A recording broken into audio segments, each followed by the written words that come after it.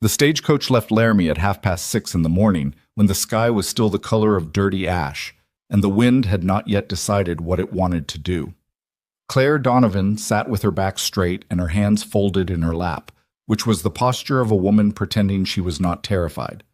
Beside her, 7-year-old Nora had fallen asleep against the window within the first hour, her small face slack and trusting in the way that only children's faces can be. Across from Claire, 7 months past her 5th birthday, Lily was awake and watching the frozen plains scroll past the glass with the focused, unreadable attention of a child who had already learned that the world was not particularly interested in explaining itself.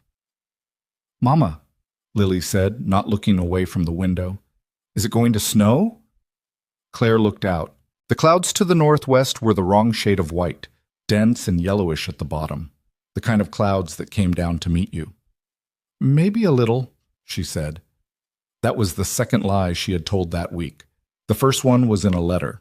The letter had gone to a ranch outside a town called Cutter's Bend, addressed to a Mr. Nathan Hale, in response to a notice she had read in a Laramie newspaper 3 weeks prior. The notice was brief and utilitarian. Housekeeper wanted. Isolated Wyoming ranch. Room and board provided. Apply in writing to N. Hale, Box 7, Cutter's Bend Post. Claire had written back the same afternoon. She had described her experience keeping house, her cooking, her ability to manage livestock and mend clothing and put up preserves. She had described herself as a widow, which was true. She had described herself as reliable and without complication, which was also true, in the way that desperate people convince themselves their situation is manageable. She had not mentioned Nora. She had not mentioned Lily. The letter she received in return was only slightly longer than the original notice. Position available January 14th. Wage is $12 monthly. Stage from Laramie arrives Cutter's Bend Thursdays. N. Hale. No warmth in it, no curiosity about her. Just logistics, which was actually a relief. She could work with logistics. Warmth asked questions. What she could not work with was the alternative, which was a rooming house in Laramie where the landlord had been patient for 6 weeks and was no longer patient. Her husband Martin had been dead for 4 months. He had not died nobly. He had died of a gambling debt called in by men who do not wait. The money he had left, which was not much to begin with, had lasted through October. After that, Claire had taken in mending and sold what furniture she could, and then the week before Christmas she had read a notice about a housekeeper position on an isolated Wyoming ranch, and she had sat down and made a decision that she understood was dishonest and made it anyway. She told herself she would explain everything when she arrived. She told herself that in person it would be different. He would see her, see the girls, understand that they were not a burden but a unit, that they worked and did not complain. She told herself this because she needed to believe it, and because there was no other option, and because the alternative was her children hungry and cold, which was the one calculation that overrode every other. That was December. This was January 14th, and the clouds in the northwest were the wrong shade of white. The driver's name was Hendricks. Claire knew this because he'd introduced himself with a cheerfulness that seemed almost aggressive at 6 in the morning, a barrel-chested man in a weathered coat who'd helped her with the trunk and patted the horses with an easy familiarity that made her feel, briefly, that everything might be manageable. By noon, Hendricks was not cheerful. He'd been watching those clouds since 10, and twice Claire had heard him speak to the horses in a low, serious voice that was not the voice he'd used that morning. There were 2 other passengers, a traveling goods merchant named Stead, who had fallen asleep before they cleared Laramie's outskirts, and an older woman going to visit her son whose name Claire had not caught. Neither of them seemed to notice the clouds. Claire noticed them because she had grown up in Kansas, and Kansas taught you to watch the sky. "Excuse me," she said, when she could no longer convince herself she was wrong. She leaned toward the window and called up to the driver's seat. "Mr. Hendricks, how far to Cutter's Bend?" A pause. "Hour and a half, maybe 2. And that weather to the northwest." "I see it. Is there somewhere we can stop before—" "There's a way station at mile 40, Hendricks said, and his voice had changed. "We'll make it." They did not make it. The storm arrived as these storms do on the Wyoming high plains, not gradually but all at once, as if the sky had simply decided. One moment there was a sky with clouds in it. The next moment there was nothing but white, horizontal, violent, and the temperature dropped so fast that Claire heard the wood of the coach frame contract with a sound like a pistol shot. Nora woke up and grabbed Claire's arm without saying anything. Lily, who had been awake, went very still. Hendricks was driving hard, pushing the horses, and for a few minutes Claire could not see anything through the windows at all. The older woman across from her had begun to pray under her breath. Instead, the merchant was awake now, gripping the seat strap. All his morning sleepiness burned away. The coach hit the gully at speed. Claire had no clear memory of the impact itself, only the sudden wrongness of the angle, Nora's scream, the terrible sound of the horses, and then the long, rolling fall that seemed to take much longer than it should have, during which she was aware of the girls as weights against her body, her arms locked around them by something more primitive than decision. The coach came to rest on its side. Something hit Claire in the shoulder. Glass broke somewhere above her, then silence, except for the wind. "Nora," Claire said. "Lily." "I'm here," Nora said from somewhere close. Lily was crying, which was good. Silence would have been worse. The merchant had a cut above his eye and was breathing in short, controlled gasps. The older woman appeared unhurt, but sat very still with her eyes closed. Claire climbed toward what had become the upper side of the overturned coach, which was the door, now above her head, and pushed it open. The cold hit her like something physical. She pulled herself out and looked for Hendricks. He was at the front of the coach, still partly in the driver's seat, which had crumpled sideways. She called his name. He did not answer. She made herself go look, climbing over the side of the overturned coach with the wind tearing at her coat, and she looked at Hendricks for 2 seconds before she looked away. She made herself think. The horses were gone. 2 had broken free of the traces, and the 3rd was down, which she could not help. The storm was not stopping. She had 2 children and 2 other passengers, and no shelter, and no way forward on a road she could no longer see. She climbed back down into the coach. "We need to get out," she told them. "And go where?" Stead said. His voice had an edge to it. "There was a ranch. We passed it. I don't know how far back. Maybe a mile. Maybe a little more." She had seen it from the window. A cluster of buildings set back from the road, smoke from a chimney. She had noted it the way you note these things without knowing you will need them. "We can't stay here. The temperature is going to keep dropping." "A mile in this?" The older woman had opened her eyes. "I know," Claire said. "But we stay here and we die certain. We walk and we have a chance." She helped them out.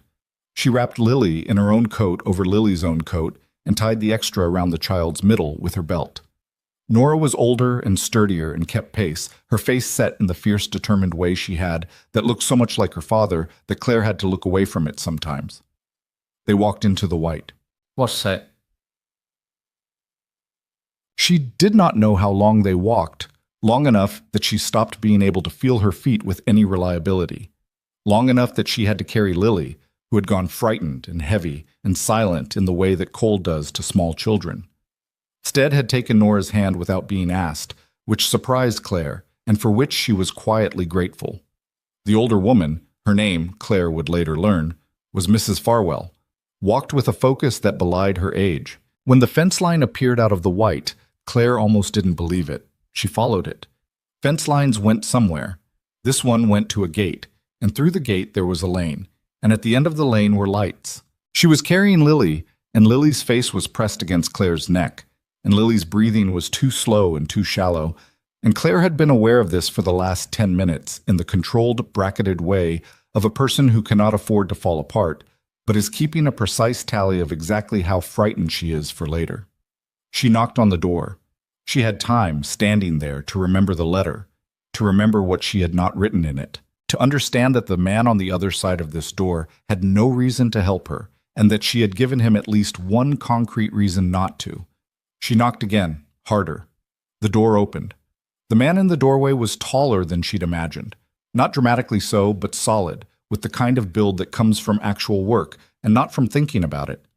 He had dark hair going gray at the temples, and a face that had been left outside in Wyoming long enough to show it. He was holding a lantern. He looked at Claire. He looked at the child in her arms.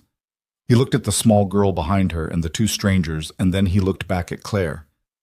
"There was an accident," Claire said. Her voice came out steadier than she had any right to expect. "The stagecoach. The driver is dead. My daughter—" She stopped. "She needs to be warm. Right now." The man looked at Lily's face. Something moved in his expression. "Come in," he said, and stepped back. Oh. His name was Nathan Hale. She knew this from the letter, but knowing a name from a letter and meeting the man are entirely different things, and Nathan Hale in person was quieter than she'd expected, and more efficient. Within 3 minutes of their coming through the door, he had Lily on a blanket near the stove. The fire built up, and was pulling off Lily's frozen boots with a matter-of-factness that steadied Claire more than any amount of reassurance would have. He did not speak much. He just moved. His ranch hand, a young man named Dex, who appeared from a back room with hay still on his shirt, was sent to the barn for blankets. Mrs. Farwell sat in a chair near the stove and let Nathan's dog come to her and rest its head in her lap. Stead accepted a tin mug of something hot and held it in both hands and did not say anything. Nora stood close to Claire. She was watching Nathan Hale with the calibrating attention of a child who has learned to assess adults quickly. "She was cold too long," Claire said quietly, crouching near Lily. Her breathing— "I've seen it before," Nathan said, not unkindly. "With calves. You bring the temperature up slow, not too fast." He looked at her. "She's breathing." "I know. Breathing is what matters right now." He went to get more blankets. Nora slipped her hand into Claire's. "Mama," Nora whispered, "does he know?" Claire looked at the doorway through which Nathan Hale had just walked. "Not yet," she said. For the next 2 hours, the storm made the decision for all of them. It was not a night you put anyone back outside, which Claire understood. Nathan understood because he did not raise the question. He made food, a practical, unadorned stew with what was clearly whatever he'd had on hand, and set it on the table and did not make ceremony about it. Dex ate with them.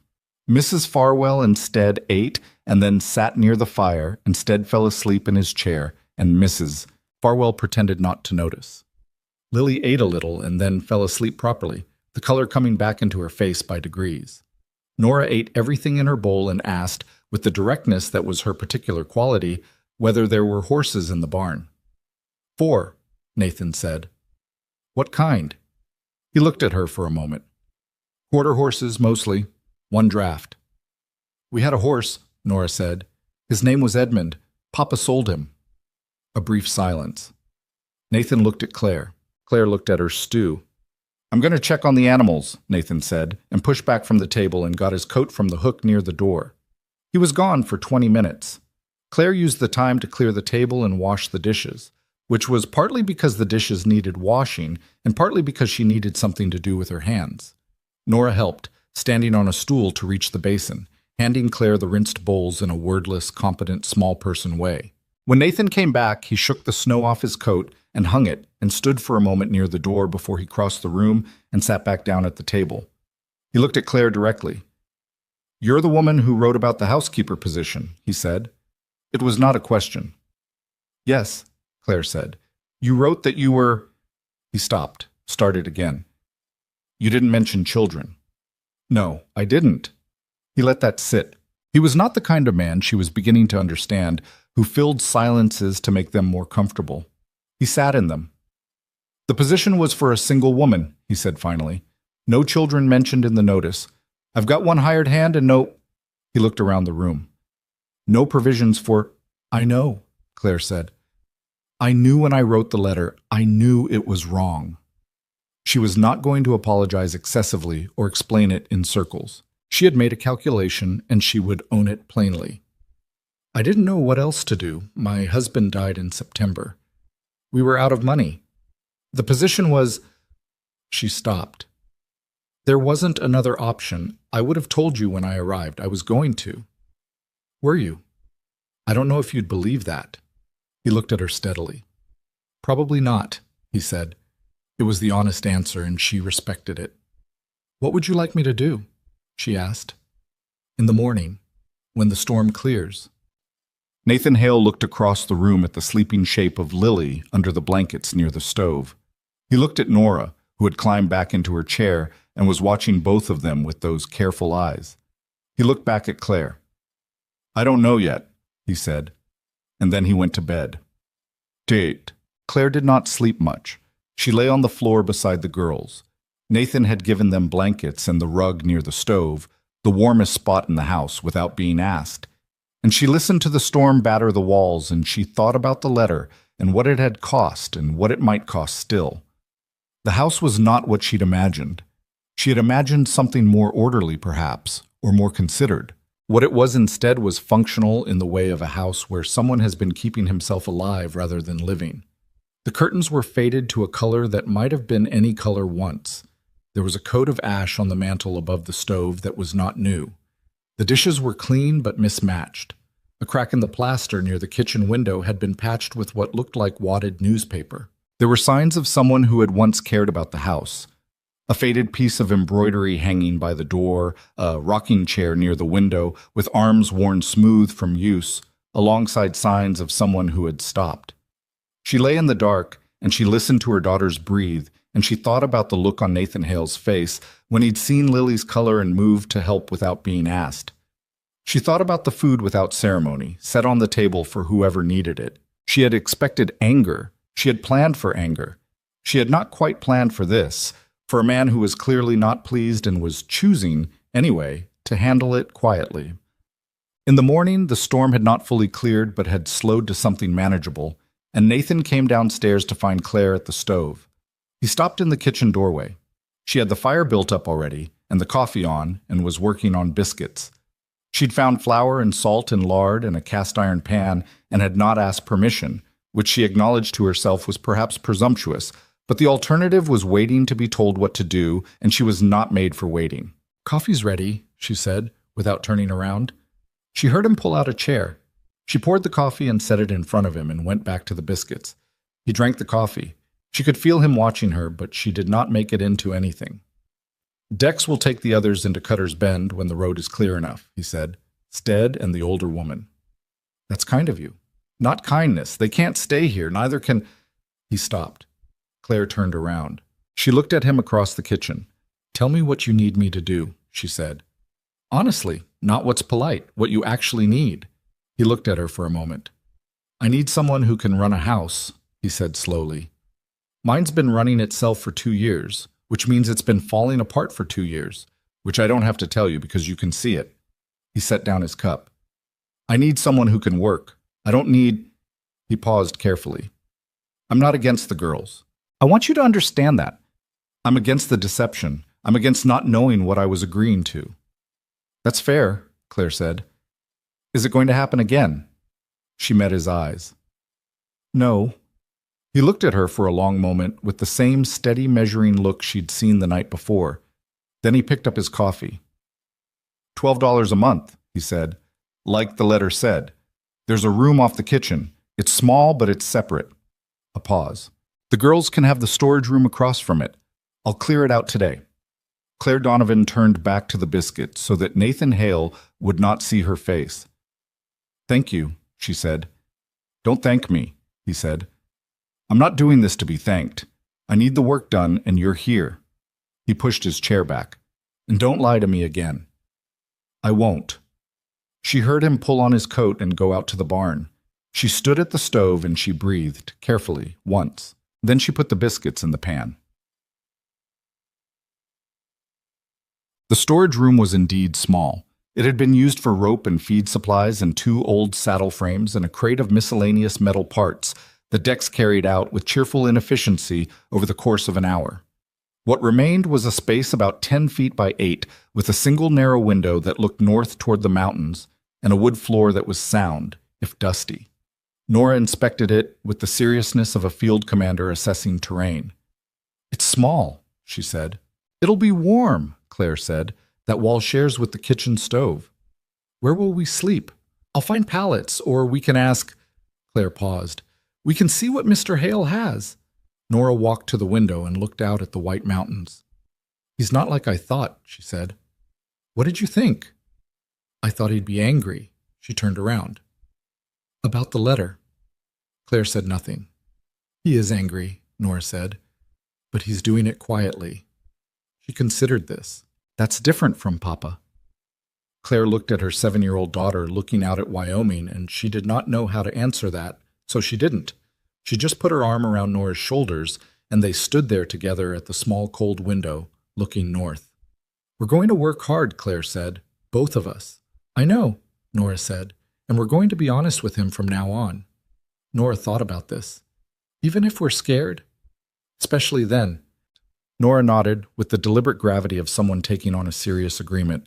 Then Lily appeared in the doorway, fully recovered and already bored, wanting to know if there were eggs because she was hungry and had biscuits already this morning been enough. The days organized themselves. Nathan said almost nothing about the new arrangement, which Claire took to mean he was watching it rather than endorsing it. She rose before dawn and had coffee and usually some form of breakfast waiting when he came in from the early chores. She cleaned the kitchen first, then the main room, then worked outward through the house in a way that was deliberate and systematic without being aggressive about it. She did not redecorate. She did not move furniture without cause, but the ash on the mantel was gone by the 3rd day, and the curtains washed and rehung by the 5th, and by the end of the 2nd week, the crack in the plaster near the window had been properly patched with plaster she'd found in the cellar. Nora helped. This was Nora's nature. She did not wait to be given tasks. She identified them and took them on, which was occasionally inconvenient and usually useful. Lily was less useful and more energetic, and within the 1st week had established a focused attachment to the barn cats that Nathan appeared to find mildly alarming. She let them into the house, Dex reported to Nathan one afternoon, not accusingly, but with the air of a man passing along important logistical information. I noticed, Nathan said. Miss Claire put them back out. I noticed that too. Lily cried. Nathan looked toward the kitchen window. Yeah, he said. I know. That evening at dinner, he put a small tin dish near the back door. For the barn cats, he said, not looking at anyone in particular. If they're going to be in and out, they can eat outside. Lily looked at the tin dish. She looked at Nathan. She did not say anything, which was unusual for Lily, and Nathan Hale did not look up from his plate. Claire looked at her stew. 3 weeks in, she found the maps. She was cleaning out a sideboard in the main room.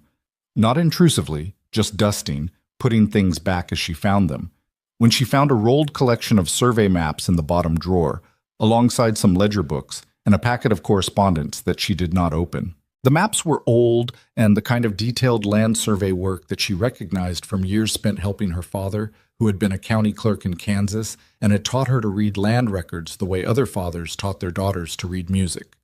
She put them back without comment, but she remembered them. It was another week before Nathan mentioned the land survey office in Cutter's Bend. He mentioned it at dinner to Dex in the distracted way of a man airing a problem he has been sitting with for some time. Something about a company that had filed paperwork with the county, some question about the eastern boundary of the property, a lawyer's letter that had arrived 2 weeks ago and that Nathan had read 4 times and still was not satisfied he understood. Claire ate her dinner and did not say anything. Later, washing dishes, she did. The letter, she said. The one about the eastern boundary. Can I look at it? Nathan, who was at the table going over accounts, looked up. My father was a county clerk, she said. I grew up reading land records, survey maps. I'm not a lawyer, but I know what the filings should look like, and I know what they sometimes look like when someone is trying to do something they shouldn't. She put down the dish.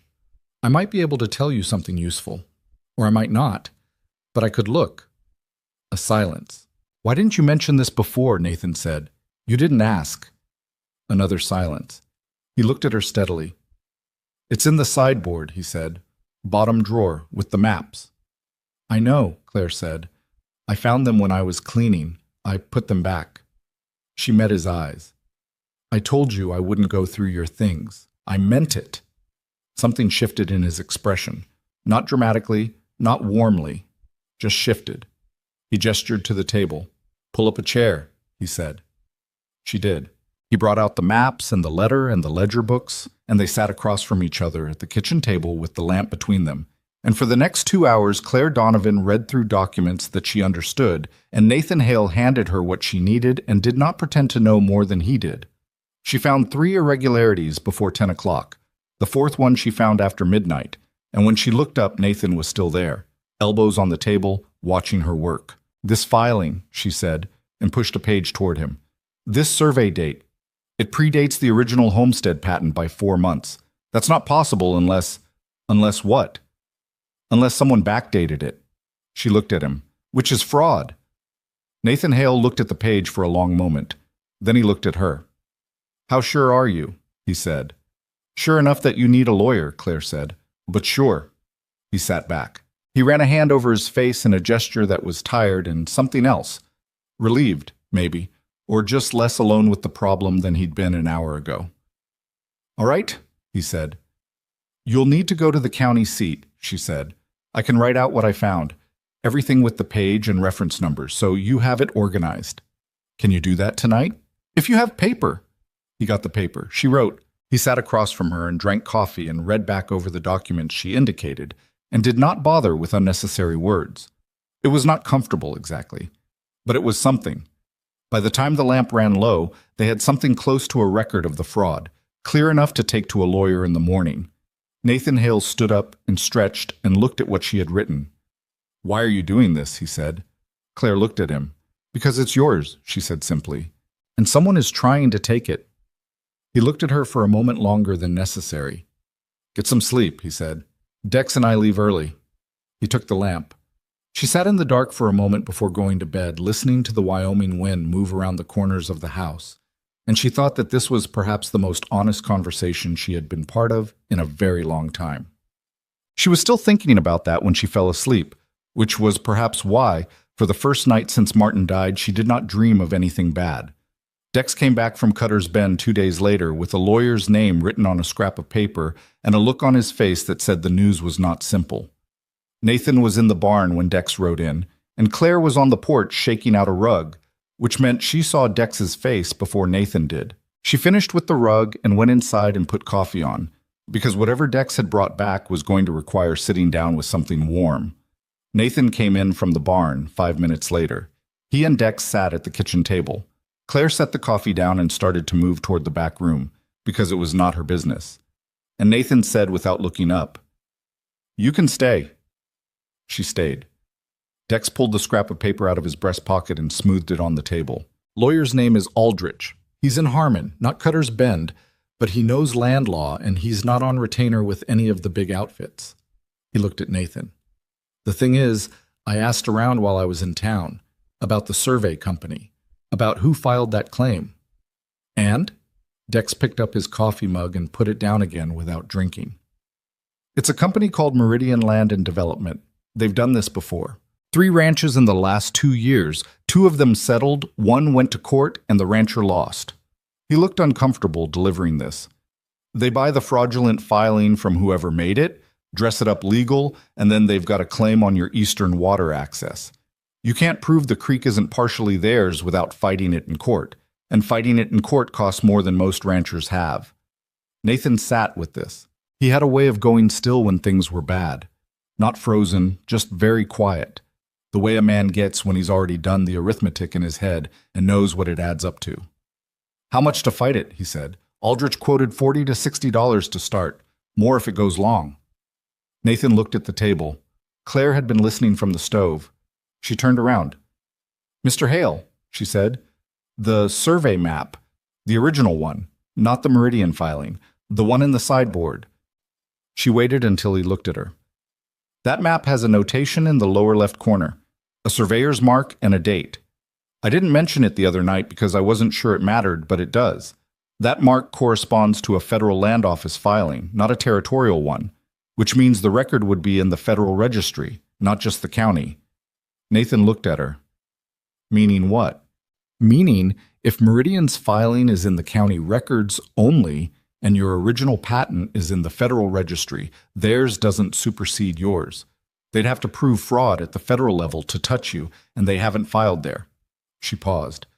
"I'd need to write to the land office in Cheyenne to confirm it, but if I'm reading that map right, they built their whole scheme on the assumption you didn't know about the federal filing. A lot of ranchers wouldn't." The kitchen was quiet. Dex looked at Nathan. Nathan looked at Claire. "You're sure?" Nathan said. "Sure enough to write the letter," she said. "Not sure enough to promise you anything. Nathan picked up his coffee. He drank it. He set it down. "Write the letter," he said. She wrote 3 letters that week. One to the Federal Land Office in Cheyenne, one to Aldrich the lawyer in Harmon, and one to a former colleague of her father's who had worked county records in Kansas and now consulted on land disputes across the territory. She wrote them at the kitchen table after supper when the girls were in bed, with Nathan sometimes at the far end of the table going over his own accounts and sometimes not there at all. The writing took time because she wrote carefully. She was not a lawyer and she knew it, and she was aware that what she wrote could either help Nathan or muddy the water, and so she chose every word with the kind of attention she had once given to her father's ledgers as a girl, when she'd understood that a misplaced number or an imprecise notation was not an abstract error, but a real one, with real consequences for real people. She did not tell Nathan all of this. She just wrote the letters. What she did tell him one evening when he came in from the late check on the animals and found her still at the table was, "I need you to understand that I might be wrong about the federal filing. I don't think I am, but I could be." Nathan hung up his coat. He looked at her across the room. "I know that," he said. "I want to be clear about it." "You've been clear." He came to the table and looked at what she'd written.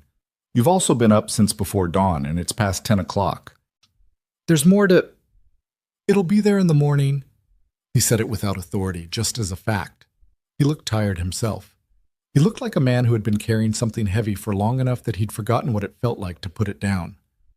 "Go to bed, Mrs. Donovan." She looked up at him. "Claire," she said, "if we're going to be working on this together, Mrs. Donovan is cumbersome." He considered this. "All right," he said. "Claire." He said her name like he was trying on a piece of equipment and reserving judgment. "Go to bed." She went to bed. But she finished the letters first, and they were good ones. February arrived with a cold that was different from January's cold, drier and more patient, settling into the bones of the house and staying there. The stove in the kitchen ran almost continuously, and Claire learned its temperament the way you learn the temperament of a difficult animal, where it ran hot, where it didn't draw well, how much wood it wanted in the night to still have coals in the morning. The house was changing, not dramatically. Nathan was not the kind of man you made dramatic changes around without expecting resistance. But the ash on every surface was gone now, and the windows were clean, and the kitchen organized in the way of a kitchen that was being used rather than just accessed.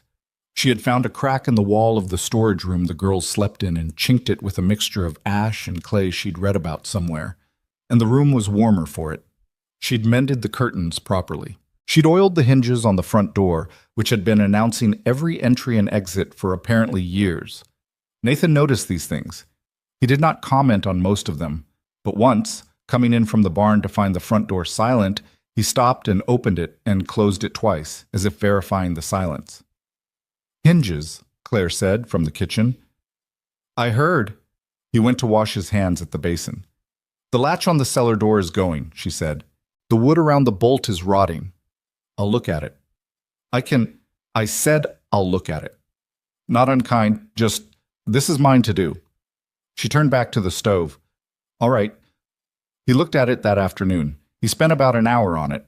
When he came in for supper, the latch was fixed, and he did not mention it, and neither did she, which was its own kind of understanding.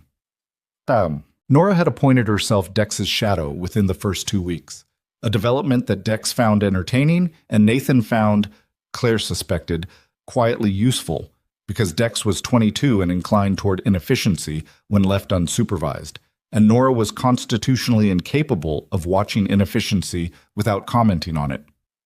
"She told me I was splitting the wood wrong," Dex reported to Nathan with an expression caught between wounded and amused. "Were you?" A pause. "A little bit." Nathan looked at him. "She's 7, Dex said. "She's right, though." Dex went back out to the woodpile. What Claire watched, more carefully, was Nathan with Lily. Lily was not a shadow. Lily was an ambient presence. She simply existed in whatever space she was in with a totality that made her difficult to ignore. She asked questions constantly and without embarrassment, had no particular filter between thought and speech, and had by the 3rd week found her way onto the bench beside Nathan at the kitchen table during meals in a way that appeared to have happened without anyone deciding it. Nathan did not encourage this. He also did not discourage it. When Lily asked him one evening why he didn't have any children, Claire nearly dropped the pan she was holding. The kitchen went very quiet. Nathan looked down at his plate. He picked up his fork. Put it down. I did, he said. Once. Lily, who did not yet know that some things were not followed up on, said, What happened? Lily, Claire said with quiet firmness. It's all right, Nathan said, though his voice had shifted to something lower and more careful. She got sick, he told Lily, when she was small. Younger than you. He picked his fork back up. That was a while ago. Lily absorbed this with the serious face she used for information that required processing. Was she nice? Yeah, Nathan said.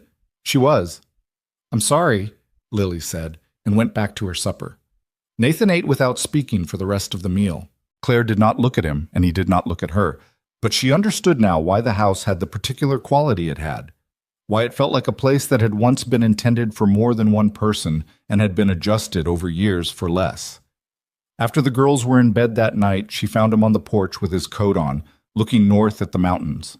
She brought him a cup of coffee and set it on the railing and turned to go back inside. Her name was Anna, he said. Claire stopped. She was 2. His voice was even, not without feeling, just contained. The way a man gets who has spent a long time managing something. Her mother left the year after. I don't blame her for that. We were both... He stopped. It broke something. Leaving helped her. Staying helped me. Neither of us was wrong. Claire stood in the cold. How long ago? 5 years? She didn't say she was sorry. She thought that wasn't what he needed. You kept the house up, she said instead. He looked at her. You could have let it fall apart. You kept it up. She picked up her own coffee. That matters. He looked back at the mountains. After a moment, he said, It needed keeping. She went back inside. She thought that was one of the most honest things she had heard a man say in a long time. Mchamt. The letter from Cheyenne came on a Tuesday in the 3rd week of February. Claire was in the garden plot, not doing anything productive. It was too cold for that, but clearing the old dead growth so that when the time came the ground would be ready, when Dex came back from the post in Cutter's Bend with the mail packet. He handed it to her directly because Nathan was out on the east fence, and Dex was not wrong that Claire would know what she was looking at. She stood in the frozen garden and read the letter twice. Then she walked into the house and set it on the kitchen table and stood over it with her hands flat on the table and breathed carefully. She had been right about the federal filing. The land office letter confirmed it. Nathan's original homestead patent was registered with the federal land office in Cheyenne, dated 3 months before any of Meridian's county-level activity. The federal record superseded the county filing. Meridian's claim, as structured, had no federal standing. She was still standing over it when she heard the back door. Nathan came in, still in his barn coat, and stopped when he saw her face. Good or bad? He said. She turned the letter around and pushed it toward him. He read it. He read it again. He set it down flat on the table. Huh, he said. You're protected, Claire said, at least from this filing. They can't proceed at the federal level without establishing fraud, which means their lawyers would have to admit the county filing was manufactured. They won't do that. Nathan looked at the letter. He looked at Claire. You knew, he said. I thought I knew. There's a difference. You were right. This time. She said it because it was honest and because she did not want him to give her more credit than was warranted. I might have been wrong. But you weren't. She didn't answer that. She got down the coffee tin. I'll write to Aldrich tomorrow and let him know. He should have a copy of this for his files in case Meridian tries another approach. Nathan was quiet for a moment. Then, what would this have cost me if you hadn't found it? Claire measured coffee into the pot. The eastern water access. Without the creek access, you'd have trouble in a dry summer. She put the pot on the stove. They'd have offered to settle, eventually, for a price that sounded reasonable and wasn't. And by the time you understood what you'd agreed to, you'd have signed it. And the ranch? Would survive for a while. Maybe long enough, maybe not. Nathan sat down at the table. He looked at the letter. All right, he said, which was the particular word he used when he had processed something and made a decision about it. All right, what? You can look at whatever you need to, the accounts, the records, the deed. All of it. He looked at her steadily. Whatever you think I should know about, you tell me. It was not a small offer. Claire understood that. A man like Nathan Hale handing over the documents of his own holding required something close to trust, which was a thing she had not particularly earned yet. I'll tell you when I find something, she said, and I'll tell you when I'm uncertain. He nodded once. That was that. Perfect. March came in difficult and went out worse. The cold did not break the way it was supposed to, and one of Nathan's mares developed a respiratory illness that cost 2 weeks of Dex's time and all of the veterinary powder from the supply in the tack room. The mare pulled through, but it was not certain for a while, and during the uncertain part, Nathan slept in the barn 2 nights running and ate what Claire brought out to him there. She brought it without commentary. Food and coffee, and once, when the 3rd night looked likely, a lantern with extra oil. He took the lantern and looked at her in the barn doorway. You don't have to do this, he said. I know, she said. Eat the food. He ate it. On the morning of the 4th day, the mare's fever broke, and Nathan came in from the barn looking like a man who had been awake for too long and put down something heavy. He sat at the table. Claire put food in front of him. He ate most of it and then put his head down on his arms on the table and was asleep in about 4 minutes. Claire took the plate. She got a blanket from the chest near the door and put it over his shoulders without waking him. She went and got the girls up quietly and took them outside for the morning chores, and when they came back in, Nathan was still asleep, and Nora looked at the blanket on his shoulders and at Claire and asked nothing, which was unusual for Nora. He woke up an hour before noon and seemed briefly surprised to find the blanket. He looked at Claire. She was at the stove. You should sleep properly tonight, she said. Mare might. Dex can check on the mare. You're not useful to that animal or to this ranch running on nothing. She turned around. That's not me telling you what to do. That's me telling you what I see. He looked at her for a moment. Fine, he said. Fine, she agreed. He slept that night and the mare continued to improve, and March did eventually end, which it does even in Wyoming. Nora brought it up, as Nora brought up most things, directly, without preamble, while everyone else was working out how to approach it. She and Nathan were in the barn one afternoon, Nora helping Dex with something while Nathan worked on a piece of harness, and Nora said, Claire heard this later from Dex, who repeated it with the careful accuracy of a man who knew it mattered. Mr. Hale, are we going to stay? Nathan looked up from the harness. I mean permanently, Nora said, or are we just here until something else happens? Nathan set down the harness. He looked at Nora with the same steady attention he gave everything that was worth attending to. What do you think should happen? He said. Nora appeared to take this seriously. I think Mama is good at this, she said. The house and the land stuff. I think she should stay. A beat. And me and Lily go where Mama goes. That follows, Nathan said. So we should probably stay. But Nathan picked the harness back up. That's a reasonable argument, he said. Do you agree with it? A pause. I'm thinking about it. Nora, apparently satisfied with this answer, went back to what she'd been doing. When Claire heard this from Dex, she stood in the kitchen for a moment and felt something complicated move through her. Gratitude and fear, and something else she didn't have a name for. The Meridian situation resolved itself in the end faster than any of them had expected.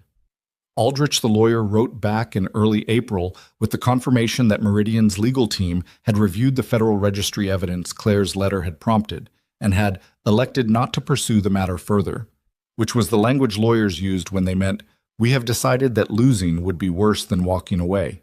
Nathan read the letter at the table. He set it down.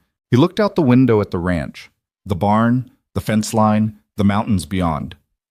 It's done, he said. For now, Claire said. A company like that doesn't stop. They'll look for another angle, but this particular approach is closed. You think they'll try again? Maybe not this ranch specifically. There are easier ones. She sat down across from him. But you should keep the federal documentation somewhere you can access it, not just in the sideboard.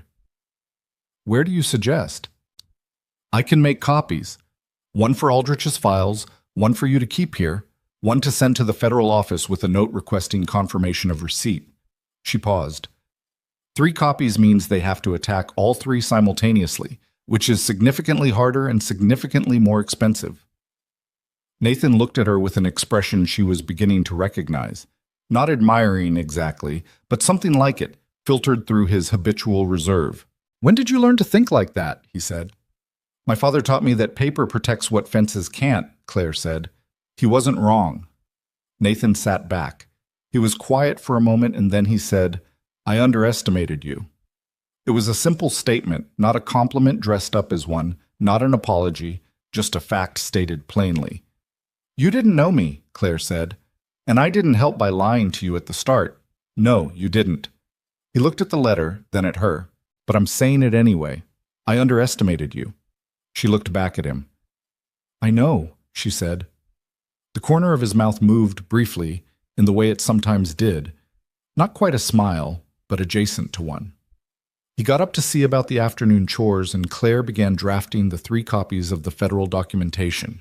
And outside the window, the April sun was doing something tentative with the frozen ground, and the ranch was still there, still his, which was the point. It was Lily who noticed first that things had changed, because Lily noticed everything and had no reason to keep it to herself. She told Nora at bedtime that Mr. Hale wasn't sad the same way anymore. Nora said, "What do you mean the same way?" "He was sad like a house with no one in it," Lily said, with the perfect terrible accuracy of a 5-year-old. "Now he's sad like a house where someone just left. That's different." Nora thought about this for a long time. "I think that's better," she said finally. "Me too," said Lily. Claire, who had been in the hallway and had not meant to overhear, stood very still for a moment. Then she went back to the kitchen and put more wood in the stove and sat down at the table with her letters, and she thought about her own name on the outside of an envelope addressed to a stranger, and the lie she had written into the middle of an honest need, and the strange and imperfect way that something real had come out of it anyway. She did not know what came next. She had learned, this winter, to be careful about thinking she knew what came next. What she knew was this. The house was warm. The girls were sleeping. The land was safe. For the moment, that was enough. That would have to be enough. Because Claire Donovan had spent enough of her life waiting for something that felt permanent to understand that permanence was not something you found. It was something you built, slowly, out of ordinary days. She put another log in the stove and picked up her pen and went back to work. The letter arrived on a Wednesday in the 2nd week of May, which was otherwise a good day. Claire had been in the garden, a real garden now, not just cleared ground, but turned earth with the first seeds in it, when Dex came back from Cutter's Bend with the mail. He handed her the packet without looking at her directly, which was how she knew before she opened it that something was wrong. Dex was not a complicated young man, and he did not have a complicated face. When things were ordinary, he was ordinary about them. When they weren't, he looked at the ground. She wiped her hands on her apron and took the packet. Most of it was routine, a seed catalog Nathan had ordered, a supply invoice from the hardware merchant in town, a notice from the county about road maintenance assessments. And at the bottom of the packet, in an envelope of noticeably better quality than the others, a letter addressed to Mrs. Claire Donovan in a handwriting she recognized before she read the name on the return.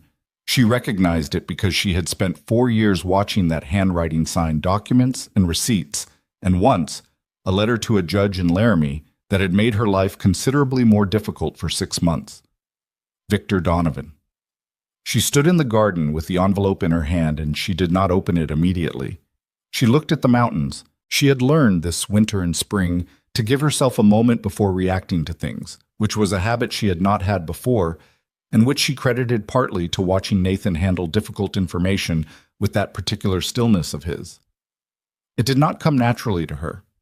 She was her father's daughter, and her father had been a man of quick reactions, good instincts, and the occasional poorly timed decision. But she was working on it. She opened the envelope. The letter was 2 pages, written in Victor's precise, controlled hand.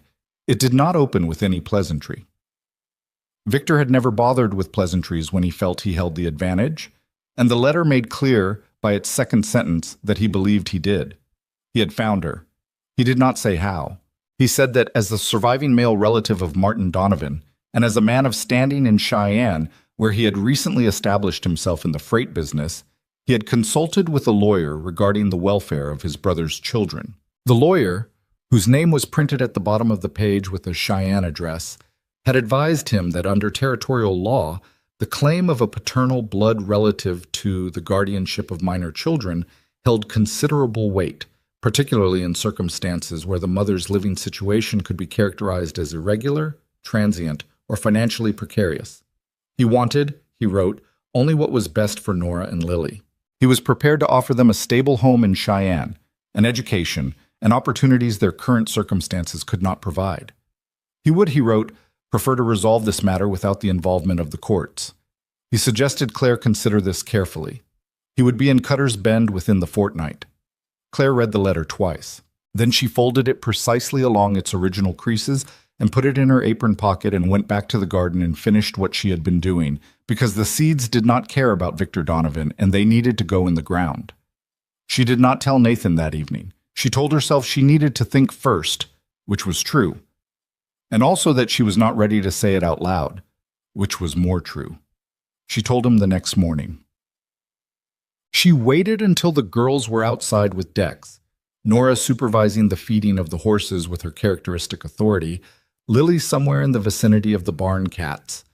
And then she put the letter on the kitchen table in front of Nathan. He read it without speaking. He read it the way he read all documents now, carefully and completely, not skimming. When he was done, he set it flat on the table and looked at it for a moment. Victor Donovan, he said, Martin's brother, and Claire was at the stove. She was not cooking anything. She was just standing near it because it was warm. He's 2 years older than Martin was. Martin and he were not close. Victor thought Martin had made poor decisions. A pause. He wasn't wrong about that, but his interest in Nora and Lily is not what he says it is. What is it? She turned around. Martin left a small inheritance from their father's estate. It was supposed to pass to Martin's children, held in trust until they came of age. Victor was the executor. She met Nathan's eyes. As long as I have the girls, I can ask questions about that trust. As long as Victor has the girls, no one asks questions. Nathan sat back. He looked at the ceiling for a moment and then back at her. How much? I don't know exactly. Enough that it's worth this. She gestured at the letter. Victor doesn't do anything that isn't worth his time. The kitchen was quiet. Outside, Lily's voice floated in from somewhere near the barn, something about a cat, indignant and specific. Frontier law, Nathan said, favors blood relatives, especially male ones, especially when the mother's situation is... She stopped, swallowed. When the mother is employed in an irregular domestic arrangement on a remote ranch, living in 2 small rooms with no independent income beyond her wage. She said it plainly because that was what it was. A territorial judge would look at what Victor can offer and what I can offer, and the outcome would not be difficult to predict. Nathan looked at her. You knew this was possible. I knew it was possible. I didn't know he'd find us. She looked at the letter. I should have planned for it. That was careless. You were surviving. People make mistakes when they're surviving, she said. The mistakes still cost. He was quiet for a moment. Then he picked up the letter and read the last paragraph again. He set it down. He looked at his hands on the table, which was something he did when he was working through something that required care. I have a proposition, he said. Claire waited. Marry me. She looked at him. I mean what I'm saying, he said, and his voice was even. Legally, on paper, and in front of a justice of the peace in Cutter's Bend. If you're my wife and the girls are in my household, the claim Victor has as a blood relative becomes considerably weaker. A 2-parent household, established property, documented income. A territorial judge weighs that differently. Claire stood very still. Nathan, I'm not saying it's simple. I know it's not simple. I'm not saying it's anything other than what it is, he said. A legal arrangement that protects the girls. I'm not... He paused, and something moved in his face that was careful and not easily named. I'm not asking you to feel anything about it that you don't feel. She looked at him across the kitchen. She had known this man for 4 months. She knew how he took his coffee and how he spoke to horses and how he went quiet when something hurt him. and how he had put a tin dish by the back door for barn cats without explaining why. She knew that he had kept a house that had lost its reason and had gone on keeping it. She knew that he was not a man who said things he didn't mean and was not now saying something he didn't mean. "Is it only that?" she said. "Legal arrangement." He met her eyes. "No," he said, "but I'm not going to push you on the rest of it. That's yours to work out." She looked at the letter on the table. She looked at the window and the yard beyond it, where she could see, at the edge of sight, Nora's braid swinging as she walked with the horse feed bucket. "All right," she said. Nathan nodded once. "I'll go to the Justice of the Peace tomorrow." "I'll need to tell the girls." "Yes." "And I'll need to write to Aldrich." "Yes." He stood up. He picked up the letter. "Can I keep this?" "It's yours to keep," she said. He folded it and put it in his breast pocket and went to get his coat for the morning work. At the door, he stopped. "Claire." He waited until she looked at him. "I would have done something about this regardless. I want you to understand that. Married or not." He said it without drama, like a man stating the terms of a fence line. "Those girls aren't going to a man like that. Not while I have anything to say about it." He went out. Claire stood in the kitchen for a long moment. Then she took the coffee pot off the stove before it burned and went to find her daughters. She told Nora first, separately, which was the right call. Nora was 7 and functioned in many respects like a small and very serious adult, and she deserved to be told things directly rather than finding out alongside her younger sister and having to manage her own reaction and Lily's simultaneously. She found Nora in the barn, sitting on a hay bale, drawing something in the dirt with a stick. She sat down beside her. "I need to tell you something," Claire said. Nora looked at her. She already knew, the way Nora always already knew when something had happened, that small animal alertness she'd had since she was 3. "Is it about the letter Dex brought?" "Yes." "Is it bad?" "It's complicated," Claire said, "but we're going to handle it." She told her about Victor. She did not soften it more than necessary, because Nora did not do well with things softened more than necessary. She tended to fill in the gaps with something worse than the truth. She explained the custody law plainly. She explained what Nathan had proposed. Nora listened without interrupting, which was also unusual. When Claire finished, Nora was quiet for a moment. She looked at the dirt drawing she'd been making. It was a horse, Claire saw, a fairly good one. "Do you want to marry him?" Nora said. Claire looked at her daughter. "I think it's the right thing to do," she said. "That's not what I asked." Claire was quiet for a moment. "It's more complicated than wanting," she said finally. "When you're older, you'll understand that some things are both true at once." Nora considered this. "He's good," she said. "Mr. Hale, he's not like Papa." She said it without cruelty. It was simply an observation. "Papa wanted things to be a certain way and got angry when they weren't. Mr. Hale just," she thought, "he just deals with what's there." "Yes," Claire said. "He does."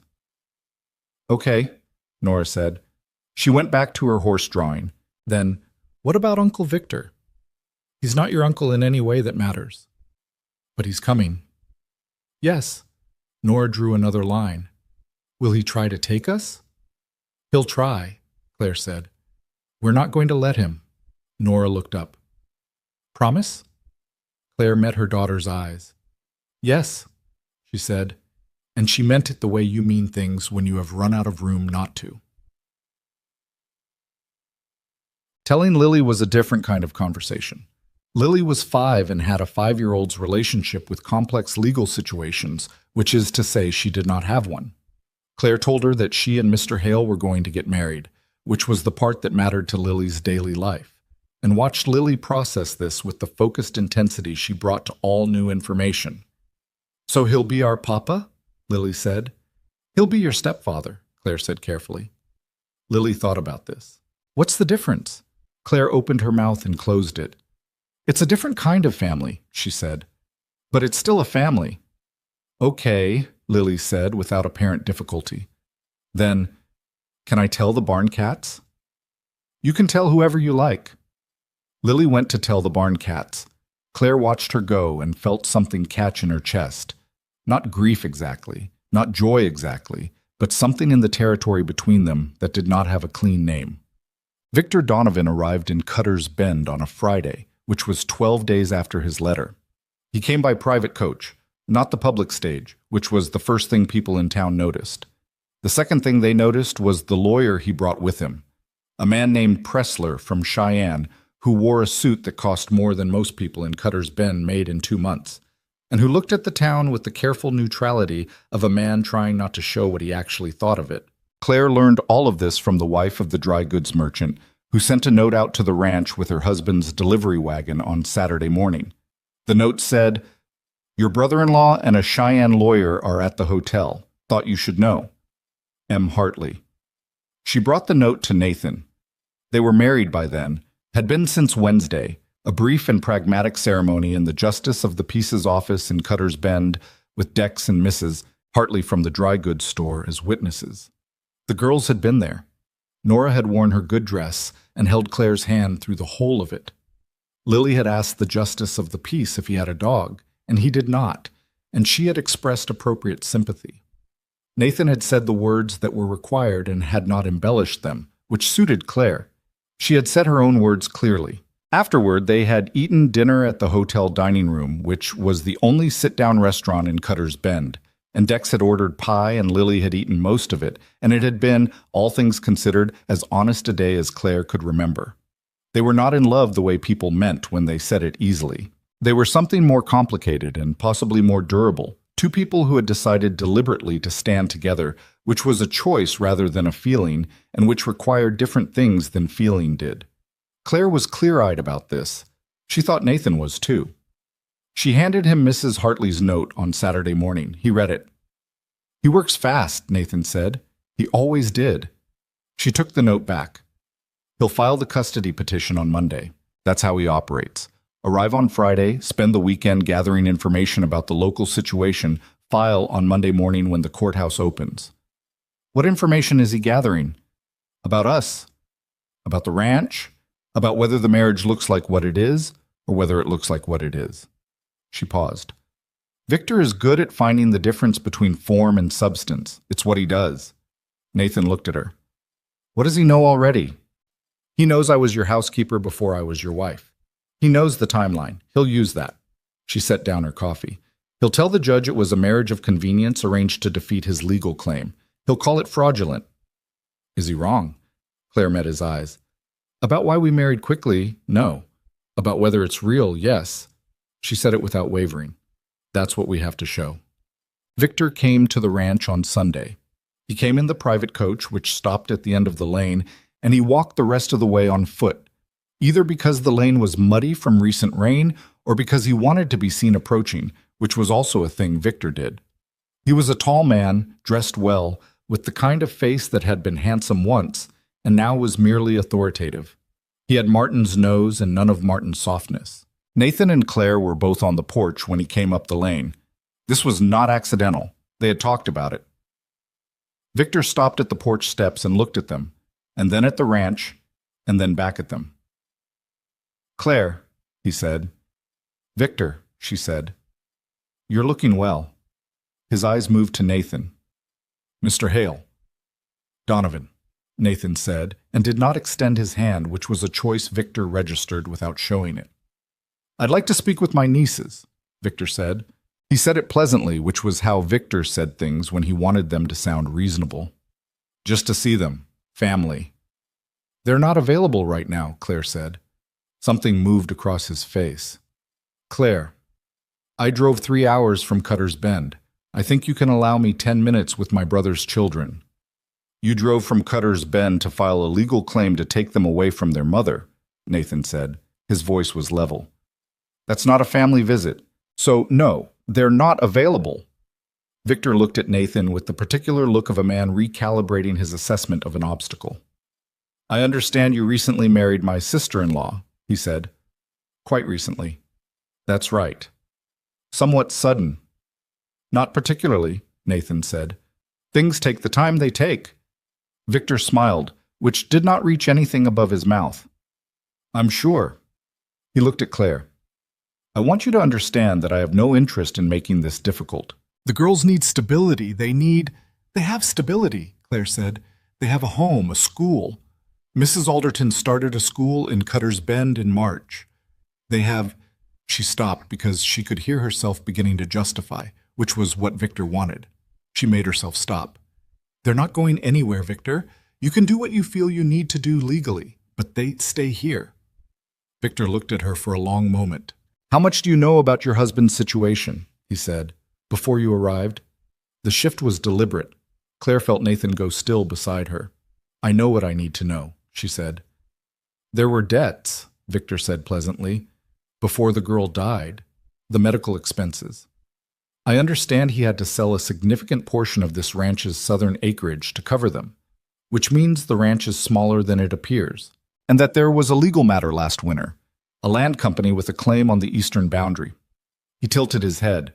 These are not the circumstances of a stable household, Claire. The land matter was resolved, Nathan said. For now. Victor straightened his jacket.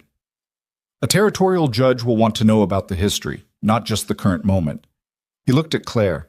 I'm offering those girls an education, a house in Cheyenne, social standing.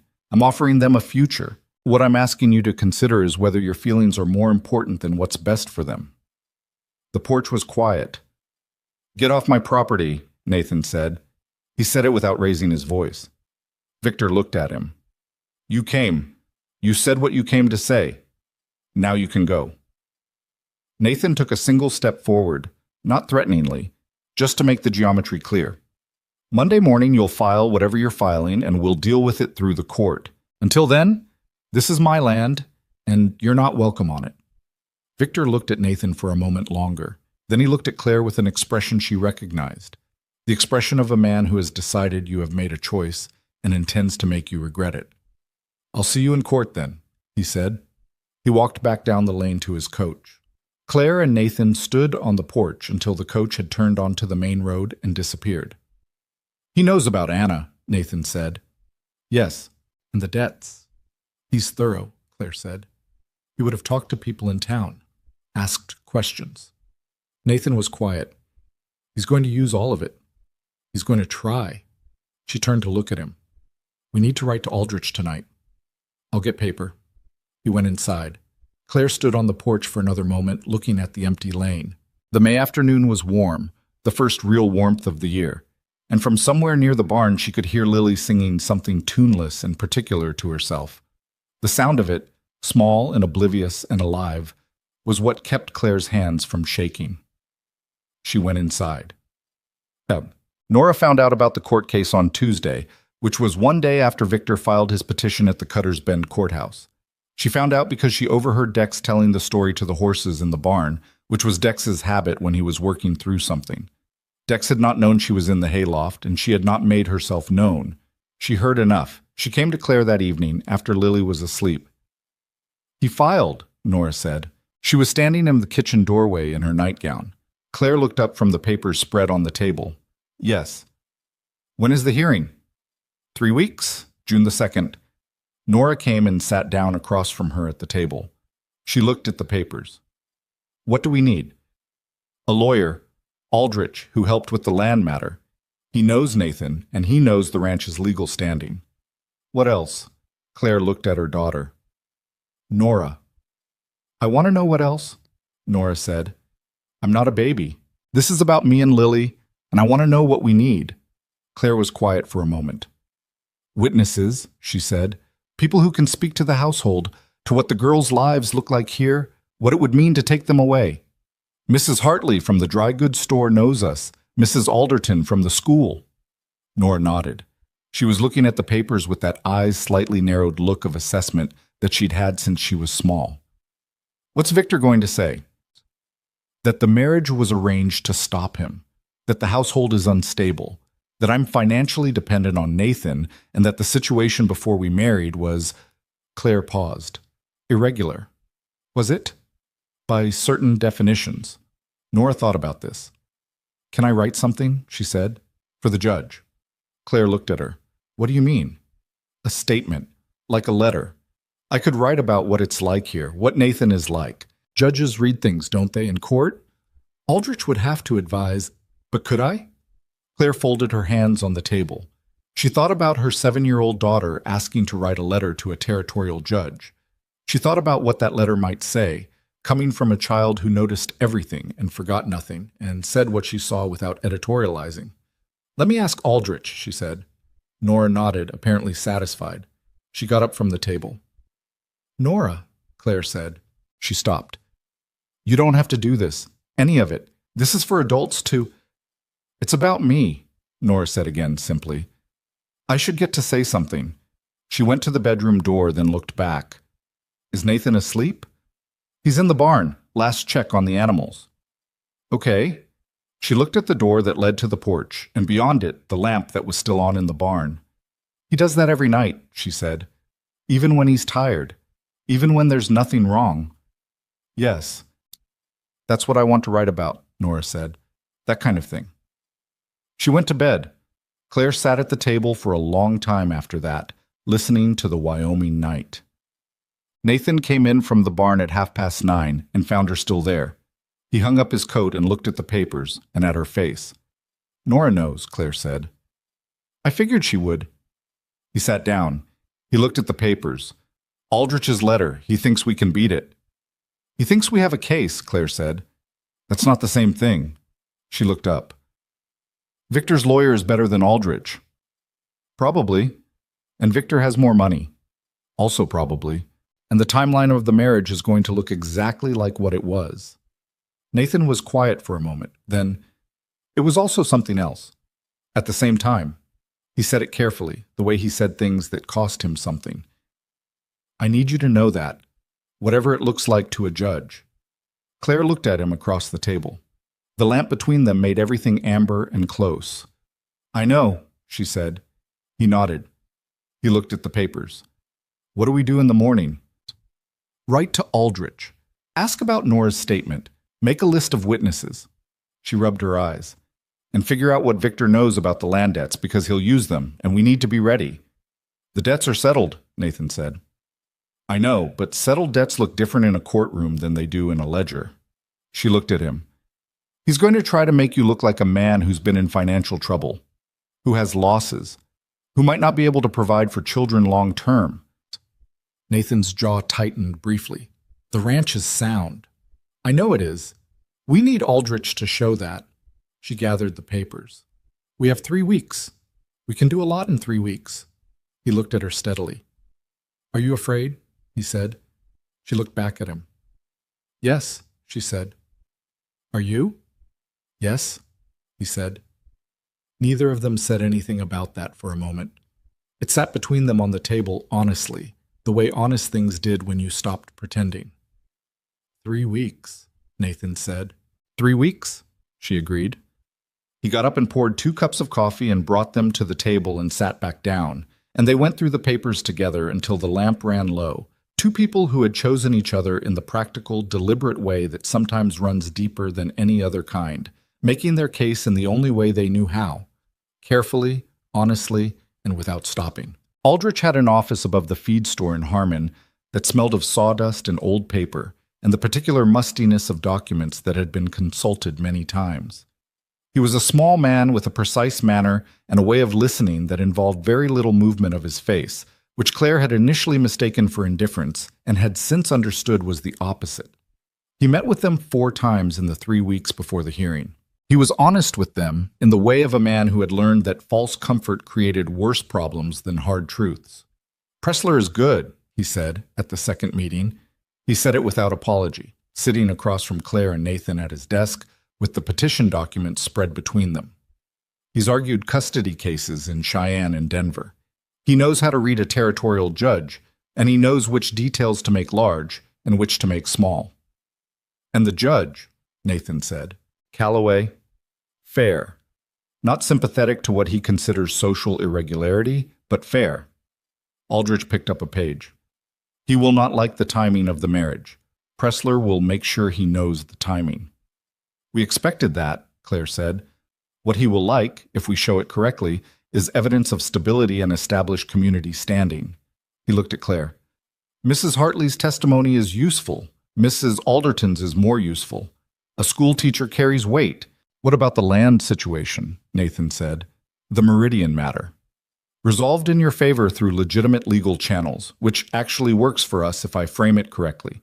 You identified fraud and addressed it properly. That's not the portrait of a man in chaotic financial circumstances. That's the portrait of a man who protects what he has. Aldrich made a note. I'll want to walk you through that in detail. And Nora's statement, Claire said. Aldrich set down his pen. He had been cautious about this since Claire first raised it, and he was still cautious, which she respected because his caution was not reflexive but considered. I've read what she wrote, he said. I want to be careful about how I say this. It is the most persuasive thing in our file. He paused.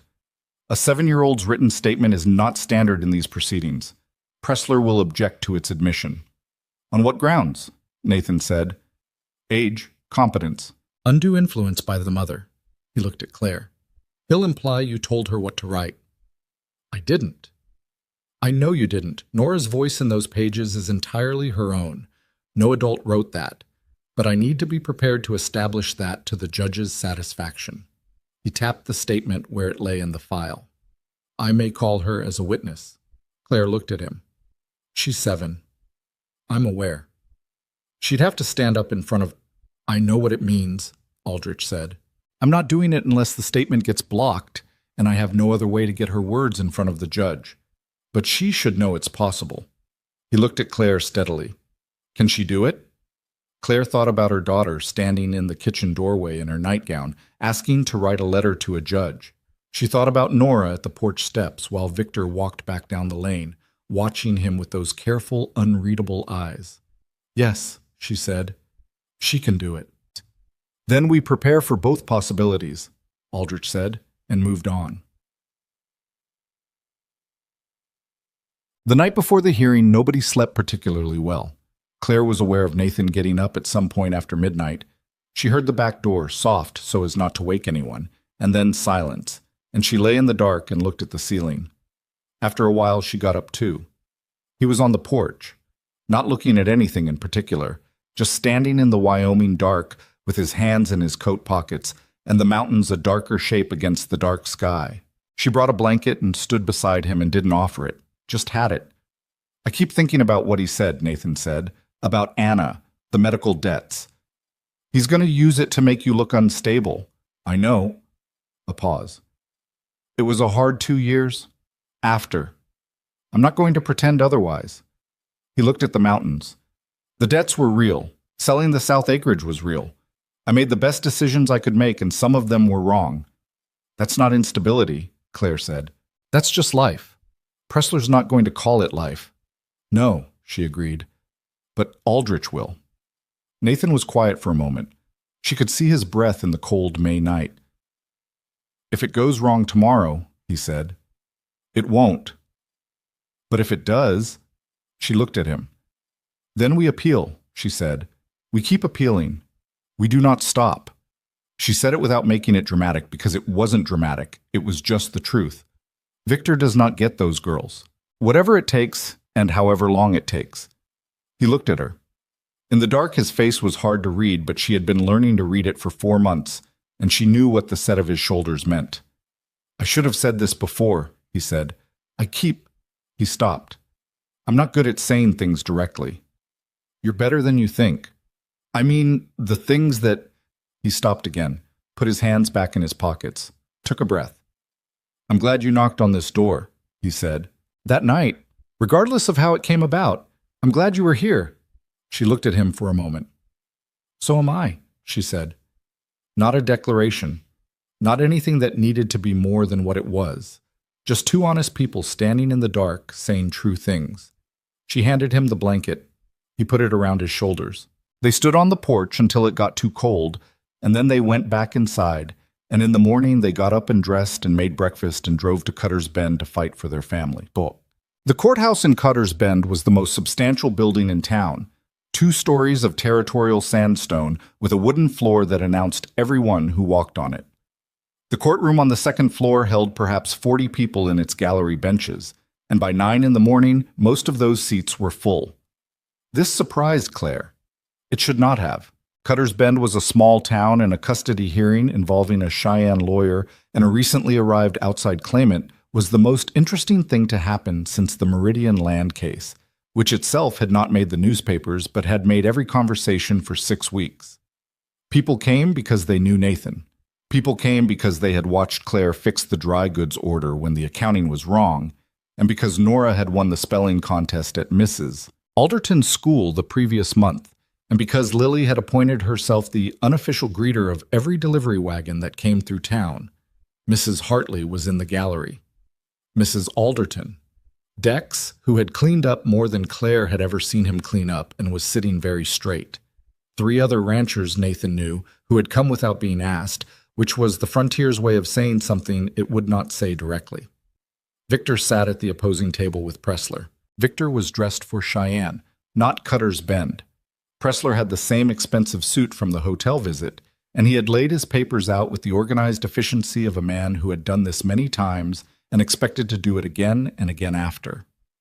Claire sat beside Aldrich. Nathan sat beside Claire. Under the table, not visible to anyone, her hand found his and he let it. Judge Calloway was older than Claire had expected, 60 at least, with white hair and a face that held the permanent expression of a man who had heard every possible version of human difficulty and was not easily surprised by any of them. He called the court to order at 9 sharp, read the petition into the record, and looked over his glasses at both tables. "Mr. Pressler," he said, "you may proceed." Pressler was as good as Aldrich had said. He opened without drama, which was its own kind of drama. He spoke about Martin Donovan, about his death, about the circumstances it left his daughters in, about the months that followed. He spoke carefully and without overt accusation, which was more effective than accusation would have been because it left the judge to do the work himself. "The question before this court," Pressler said, "is not whether Mrs. Hale, formerly Mrs. Donovan, loves her daughters. No one doubts that she does. The question is whether love, in the absence of stability and legitimate long-term provision, constitutes adequate grounds for custody. And I intend to demonstrate that the home these children currently occupy was, until very recently, neither stable nor legitimate in the conventional sense." He called his first witness, a man from Laramie named Greer, who had been the landlord of the rooming house where Claire and the girls had stayed after Martin's death. Greer described the 6 weeks of arrears, the state of the rooms, the condition of the family's finances as he had observed them. He was not cruel about it. That was Pressler's talent. He had selected witnesses who stated facts without editorial, which meant Aldrich had nothing objectionable to push against. Then Pressler called a county records clerk from Cheyenne who read into the record the date of Nathan and Claire's marriage and the date Victor's petition was filed. The arithmetic was obvious, and Pressler did not belabor it. Then Pressler produced the records of the medical debts Nathan had incurred after his daughter's illness 5 years prior. He did not dwell on Anna's death. That would have alienated the gallery, and he knew it. He simply established the figure, the year, and the subsequent land sale. He established that Nathan had entered the current arrangement with a smaller property than the one he'd homesteaded. "Mr. Hale's circumstances," Pressler said, "have been marked by significant loss and resulting financial difficulty. This is not a criticism of the man. It is simply the record." Then he moved to the marriage itself. "The petition was filed May 15th, Pressler said. The marriage took place May 12th. He looked at the judge. 3 days prior. 3 days after Mr. Donovan's letter arrived at the ranch. He let that sit. I will not speculate about motive. I will simply note the dates and allow the court to consider them." Calloway wrote something down. Pressler sat. Aldrich did not rush. He opened by establishing Nathan's homestead record. 16 years on the same land, consistent tax payments, no legal judgments against his person or property. He entered the Federal Land Registry confirmation from Cheyenne into evidence and explained, briefly and clearly, that when a company had attempted to defraud Nathan of his water rights, he had identified the fraud and addressed it through proper legal channels. He did not make this heroic. He made it factual. He called Mrs. Hartley, who described Claire's management of the household with the spare precision of a woman who did not exaggerate and knew that not exaggerating was more convincing. She described the garden, the school enrollment, the evening when Lily had come into the dry goods store with a list of supplies written in Nora's handwriting and conducted the entire transaction herself because Claire had been needed at the ranch. That child is 5 years old, Mrs. Hartley said. She came in with her list and her coins, and she knew exactly what she was there for. That's not an accident. That's a mother who teaches her children to be capable. Pressler objected that this was opinion, not fact. Sustained, Calloway said mildly. But he had heard it. Mrs. Alderton was more formal on the stand. She was a teacher, and she knew what courts wanted from teachers. She described Nora's enrollment, her academic progress, her particular aptitude for reading and written composition. She described the afternoon Nora had stayed late to help 2 younger children with their letters, which had not been asked of her. She told me, Mrs. Alderton said, that her mother had taught her that knowing something and not sharing it was a kind of waste. Pressler did not object to this one. Then Aldrich called Nathan. Nathan took the stand the way he did everything, without preamble, without performance. He sat down and looked at Calloway and waited. Aldrich walked him through the ranch's history, the current state of the finances, the resolution of the Meridian case. Nathan answered everything directly. He did not dress things up. When Aldrich asked about the debts from Anna's illness, Nathan said, "Yes, it was a hard few years. I sold the south acreage to cover the medical expenses. The remaining land is sound. The cattle herd has recovered. I can show the accounts." "Are the debts settled?" "Completely. 2 years ago." Aldrich produced the documentation. Calloway reviewed it. Then Aldrich asked, "Mr. Hale, when did you understand that you wanted to marry Mrs. Donovan?" Pressler was on his feet. Objection. Relevance. "The petitioner has made the motive and timeline of this marriage central to his argument," Aldrich said. "I'm entitled to explore it." Calloway looked at Nathan. "I'll allow it. Answer the question." Nathan was quiet for a moment, not hesitating, thinking. Claire could see the difference. "I don't know exactly when," he said. "It wasn't a single moment." He looked at his hands. "She arrived in January, in a storm. She had 2 children and no money, and she told me a lie in a letter to get the job, and I knew it, and I was angry about it." He paused. "I gave them shelter because I had no alternative that I could live with. I kept them on because she worked harder and smarter than anyone I'd hired in 16 years, and because the girls—" He stopped, started again. "The girls were just there, in the house, every morning, and I—" He stopped again. The courtroom was very quiet. "I put a dish out for the barn cats because the younger one, Lily, she was going to cry herself to sleep about it, and I couldn't—" He stopped a third time, and something moved in his face that was not embarrassment exactly, but was adjacent to it. "I became responsible for them," he said finally. "Not because I decided to, because it just happened the way it happens. You start doing things for people, and one day you understand you'd do anything for them, and that's what it is." He looked at the judge. "I married Claire when I did because Victor Donovan showed up with a lawyer to take her children, and I wasn't going to allow that regardless of what was convenient for me. But I also married her because by that point she was—" He looked at his hands again. "She was already mine to protect. That's the only way I know how to say it." The courtroom was quiet for a moment longer than usual. Calloway was writing. He wrote for what felt like a long time. Pressler cross-examined Nathan about the debts, the land sale, the timing. Nathan answered everything the same way he'd answered Aldrich, directly, without ornamentation. He did not become defensive. He did not qualify unnecessarily. When Pressler pressed him on the 3-day gap between the letter's arrival and the marriage, Nathan looked at him and said, "Victor came to take 2 little girls from their mother. I moved fast because fast was what the situation needed. I'm not ashamed of that." Pressler moved on. Nora's statement was the next item. Pressler objected to its admission on grounds of the author's age and inability to verify she had written it without guidance. Aldrich asked permission to respond. "Your Honor," he said, "I would ask the court to read the document before ruling on its admission. If upon reading it, the court believes it was written by an adult with an adult's vocabulary and an adult's understanding of legal proceedings, then I will withdraw it. If the court believes it was written by a child, I would argue its authenticity speaks for itself." Calloway looked at Pressler. Pressler sat down, which was his way of objecting without looking obstructive. Calloway read Nora's statement. It took him about 4 minutes. The courtroom was silent enough that Claire could hear the clock on the wall and the distant sound of a horse on the street below. When Calloway set the statement down, his expression was exactly the same as before, that careful judicial neutrality. But he took off his glasses and polished them, which was something people did when they needed a moment. "I'll admit the statement," he said. "Mr. Pressler, you may address it in your closing." Pressler stood. "Your Honor, I'd like to cross-examine the child directly." The gallery stirred.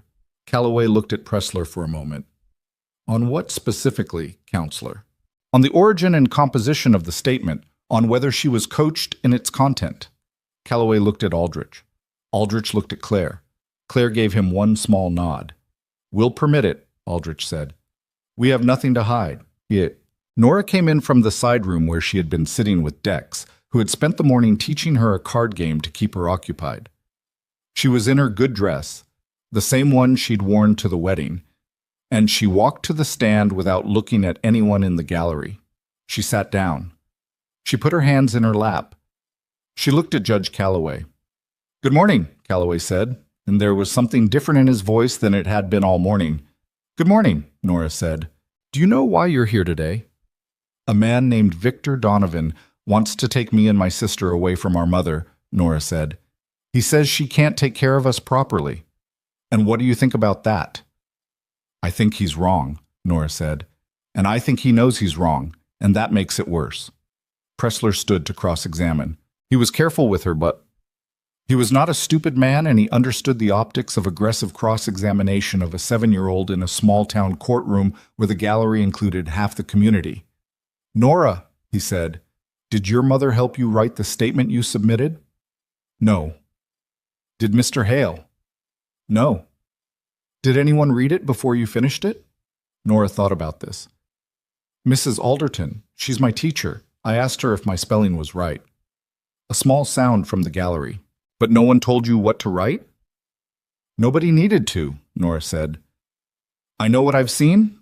Pressler paused. He looked at his notes. "In your statement," he said carefully, "you describe Mr. Hale as someone who, and I'm reading directly, does not need to tell you he will be there because you can tell by the way he does things. What did you mean by that?" Nora looked at him. "I meant that some men tell you things to make you feel better," she said. "And some men just do things, and the things they do tell you everything." She paused. "Victor Donovan tells you things. Nathan does things." Pressler had no follow-up question. He sat down. Calloway looked at Nora. "You can go back to your seat," he said. Nora got down from the stand. She walked back through the gate and the railing and past the gallery and did not look at Victor. She sat down next to Dex, and he handed her a card, and she took it, and she looked straight ahead. In the gallery, something had changed. Claire could feel it the way you feel a shift in temperature. Not dramatic, not sudden, just different. Pressler's closing was professional and careful. He returned to the dates, the debts, the documented financial history, the irregular beginning of the domestic arrangement. He used the word convenient 3 times. He reminded the judge that sentiment was not a legal standard, and that the welfare of children must be measured against objective circumstances. He was competent. He was not wrong about any fact he cited. Aldrich's closing was shorter. He stood up, and he said, "The petitioner has described to this court a household that was financially troubled, that began under irregular circumstances, and that formalized itself quickly in response to legal pressure. All of that is true. None of it is the whole truth." He walked the judge through what was also true. The land secured. The federal record identified and defended. The school enrollment. The community standing. The 16 years Nathan had worked this land. He described what Claire had brought to the household and what the household had brought to Claire and her daughters. He did not over-dramatize it. He just laid it out like a set of documents, the record of ordinary days that accumulate into a life. "Victor Donovan is blood," Aldrich said. "He has a legal argument and he has made it. But the law's interest in blood relations is rooted in a presumption that blood means presence, means investment, means a daily record of care. Mr. Donovan has not been present. He has not been invested. He has not, until there was something to gain, shown any interest at all in his brother's children." He paused. "This court has heard from the people who have been present. It has read the words of a 7-year-old girl who notices things that most adults would not notice and who wrote them down because she wanted to be heard. I would ask the court to hear her. He sat down. Calloway looked at both tables. He looked at the courtroom. I'll have a decision tomorrow morning, he said. Court is adjourned. The walk out of the courthouse was the longest walk Claire could remember. People in the gallery filed out around them. Mrs. Hartley pressed Claire's hand without saying anything. Mrs. Alderton stopped to say something to Nora that Claire didn't hear. Dex hovered near Nathan with the expression of a man who desperately wanted to say something useful and kept correctly determining that he didn't have it. Victor and Pressler left through the side door. Victor did not look at Claire on his way out. They stood on the steps of the courthouse in the June afternoon, and Aldrich said, I think it went well. I want to be honest that I think it went well, and I also want to be honest that I don't know. That's fair, Nathan said. Go home. Get some sleep. Aldrich put on his hat. I'll see you here at 9 tomorrow. They went home. That evening was quiet in the way of evenings when everyone is thinking the same thing and nobody wants to say it. Claire made supper. Nathan ate and helped with the dishes, which he had started doing sometime in March without anyone making a point of it. Nora was subdued. Lily, who did not fully understand what had happened in the courtroom but understood the weather of the house, was also quieter than usual. After supper, Nora came to where Nathan was sitting on the porch, and she stood beside him for a moment. Did I do okay? She said. Nathan looked at her.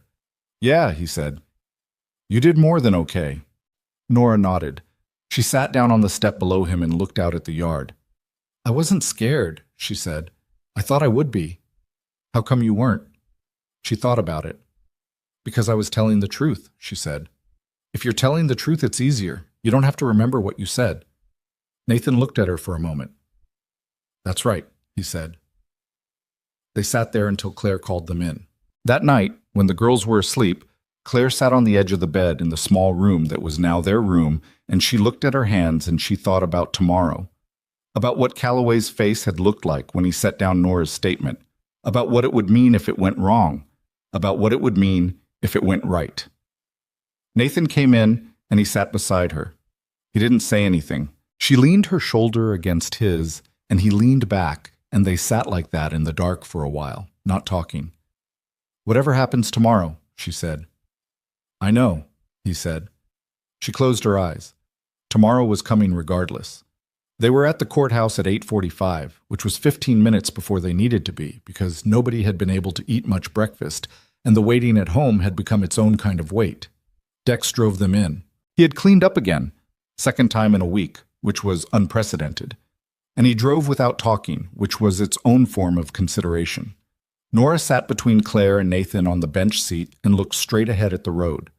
Lily had been left with Mrs. Hartley, who had offered without being asked, and who had pressed Lily's hand and told her they were going to go look at the new fabric shipment, which Lily found adequately interesting. The courthouse steps were already occupied when they arrived. Mrs. Alderton was there. 3 of the ranchers who had come the day before were back. A few people Claire recognized from town who had not been there yesterday. Nobody said much. They just were there, standing in the June morning with their hats in their hands or their coats on their arms, present in the way that small communities are present for things that matter, which does not require explanation and does not ask for thanks. Nathan looked at them. He looked at the steps and the people on them, and then he looked straight ahead, and his jaw moved once, briefly, in the way it did when something hit him that he was not going to talk about. Come on, Claire said, and they went up the steps. Calloway came in at 9 sharp, same as the day before. He sat. He arranged his papers. He looked at both tables. Pressler was immaculate. Victor sat beside him with the controlled stillness of a man who believed in his position and had paid enough for it that he expected it to hold. Aldrich sat with his hands folded on the table. He had told Claire and Nathan that morning, outside the courthouse in a quiet 3-minute conversation, I don't know. I genuinely don't know. I want you prepared for either outcome. Claire had said she was. She wasn't sure that was true, but she said it. Calloway put on his glasses and looked at his papers, and then took his glasses off again. I've given this matter considerable thought, he said. He had a voice that had been trained by years in territorial courtrooms to carry without effort. I want to address several things before I deliver my ruling, because I think the arguments made in this case deserve a direct response rather than a simple decision. Pressler sat very still. Victor's eyes moved to the judge. Mr. Donovan's petition rests on two pillars, Calloway said. The first is the legal weight of blood relation under territorial custody statutes. The second is the characterization of the respondent's household as unstable, irregular, and insufficient to serve the long-term welfare of the minor children. He set his papers down flat. I want to address the second pillar first, because it is the one on which the most ink was spent yesterday. He looked at Pressler. Counsel presented a timeline that is factually accurate. The marriage between Claire Donovan and Nathan Hale occurred 3 days after the petitioner's letter arrived at the ranch. The debts incurred by Mr. Hale following his daughter's illness are a matter of record. The initial domestic arrangement, a widowed woman with undisclosed children employed as housekeeper, was irregular by conventional standards. He paused. All of that is true. Victor shifted almost imperceptibly in his seat. What is also true, Calloway continued, is that this court heard testimony from members of this community, a school teacher, a merchant, who described a household functioning with consistency, care, and what I can only call evident competence. What is also true is that the financial record of this ranch, over the past 6 months, shows not a household in decline, but one in recovery and active improvement. What is also true is that Mr. Hale, under cross-examination, described the process by which he came to consider himself responsible for these children, not as a legal transaction, but as the accumulation of ordinary acts of care over a period of months. He stopped. He looked at the statement on his desk, Nora's statement, and he did not pick it up, but he looked at it. And what is also true, he said, more quietly, is that this court received a written statement from a 7-year-old child that I have read 3 times and that I will not soon forget. Not because it was eloquent, though it was, but because it demonstrated a quality of observation and a capacity for honesty that this court rarely encounters from witnesses of any age. He looked up. That child wrote that she could tell the difference between a man who tells you things and a man who does things. I found that distinction applicable to this case in ways I suspect she did not entirely intend. Pressler's pen was motionless on the table. As for the first pillar, Calloway said, the legal weight of blood relation. This is where I want to be direct with the petitioner. He turned his gaze to Victor, and it was not a hostile look, but it was an entirely unambiguous one. Territorial law does give weight to the claims of paternal blood relatives in custody matters. It does so because it presumes that blood relation indicates presence, investment, and an established record of care.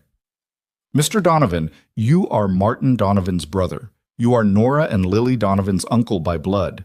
That is not in dispute. A pause.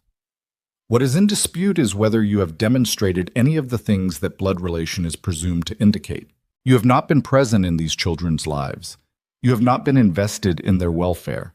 The record shows no contact, no support, no communication of any kind between you and your brother's family in the 4 months since his death, until a lawyer's letter arrived advising you of a potential inheritance interest. Victor's face was very still. The court does not find that blood relation, in the absence of the investments it is meant to represent, outweighs the demonstrated and documented record of a household that has provided these children with stability, community, education, and what the evidence clearly shows is genuine care. Calloway put his glasses back on. The petition for custody is denied. The minor children, Nora and Lily Donovan, are recognized as properly residing under the legal guardianship of their mother, Claire Hale, and her husband, Nathan Hale, of Cutter's Bend, Wyoming Territory. He stamped the document. Court is adjourned. The sound in the courtroom afterward was not dramatic. There was no outburst, no shouting, no moment of cinematic collapse. What there was a kind of exhale, the gallery releasing something it had been holding. Mrs. Alderton put her hand to her mouth. One of the ranchers near the back said something quiet to the man beside him. Claire sat completely still for approximately 3 seconds. Then Nathan's hand, which had been on the table in front of him, moved to cover hers. She looked at it. She looked at him. He was looking straight ahead at nothing in particular, in the way he looked at things when the feeling was bigger than his face knew what to do with. Aldrich was already on his feet, gathering papers with the brisk efficiency of a man who had work to do. "I'll file the copy of the ruling at the county office today," he said, "and I'll write to the federal—" He stopped. He looked at them. He allowed himself briefly a small and genuine smile. "You did well," he said, "both of you." Victor left without speaking to anyone. Claire watched him go, watched his back through the courtroom door, the good coat, the Cheyenne posture. She did not feel triumph exactly. She felt something more complicated and less clean than triumph. She felt the particular exhaustion of a fight that should never have been necessary, the particular grief of understanding that someone had looked at her daughters and seen an asset to be acquired, and the particular relief, enormous and imperfect, of knowing that it was over. She thought, he will not come back. Not because he was a man who gave up easily, he wasn't, but because the path he had chosen was closed and the cost of opening another one was now greater than what he stood to gain. Victor was a man of calculation. He would calculate and he would move on to something else, and Nora and Lily would grow up without ever having to understand what he had tried to do. That was the best outcome. It was not a satisfying one, but it was the real one, and Claire had learned this year to take real over satisfying every time. She stood up. She picked up her bag. She went to find her daughters.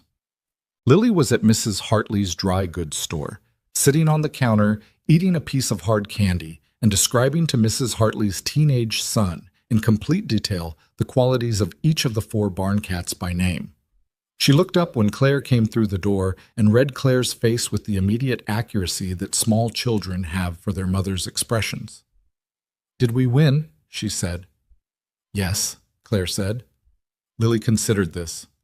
"Good," she said, and went back to her candy. Mrs. Hartley came from behind the curtain at the back of the store and looked at Claire, and Claire nodded, and Mrs. Hartley said nothing at all, just put her arms around Claire briefly and firmly, and then stepped back and smoothed her apron and said, "I'll put a pound of coffee in with your next order. You've earned it." Claire laughed. It came out a little ragged and more honest than she intended. Nora was outside with Dex, who had been waiting with the wagon. She was sitting on the wagon wheel hub the way she always did when she was waiting somewhere, balanced on it with the focused ease of someone who had never been told it was an unusual place to sit. She saw Claire come out of the dry goods store. "We won," Nora said. It was not a question. "We won." Nora sat with this for a moment. Then she got down off the wheel hub. "Did Victor leave?" "He left the courthouse. He'll be going back to Cheyenne." "Is he going to try again?" "No," Claire said. "He's done." Nora nodded once. She looked at the courthouse down the street, the sandstone building, the territorial flag, the steps where this morning people had stood without being asked. She looked at it for a moment, and then she looked at Claire. "Can we go home now?" she said. "Yes," Claire said. "We can go home." The drive back to the ranch took 40 minutes. Lily fell asleep against Claire's shoulder inside the first 10 minutes, which was Lily's response to large events. She processed them and then required unconsciousness. Nora sat on Nathan's other side, looking out at the Wyoming landscape. The flat-bottomed sky, the June grass coming up pale green on the hills, the fence lines running parallel to the road. At some point, Nora said, without preamble, "Did you ever have a dog?" Nathan glanced down at her. "My father did. Blue Heeler.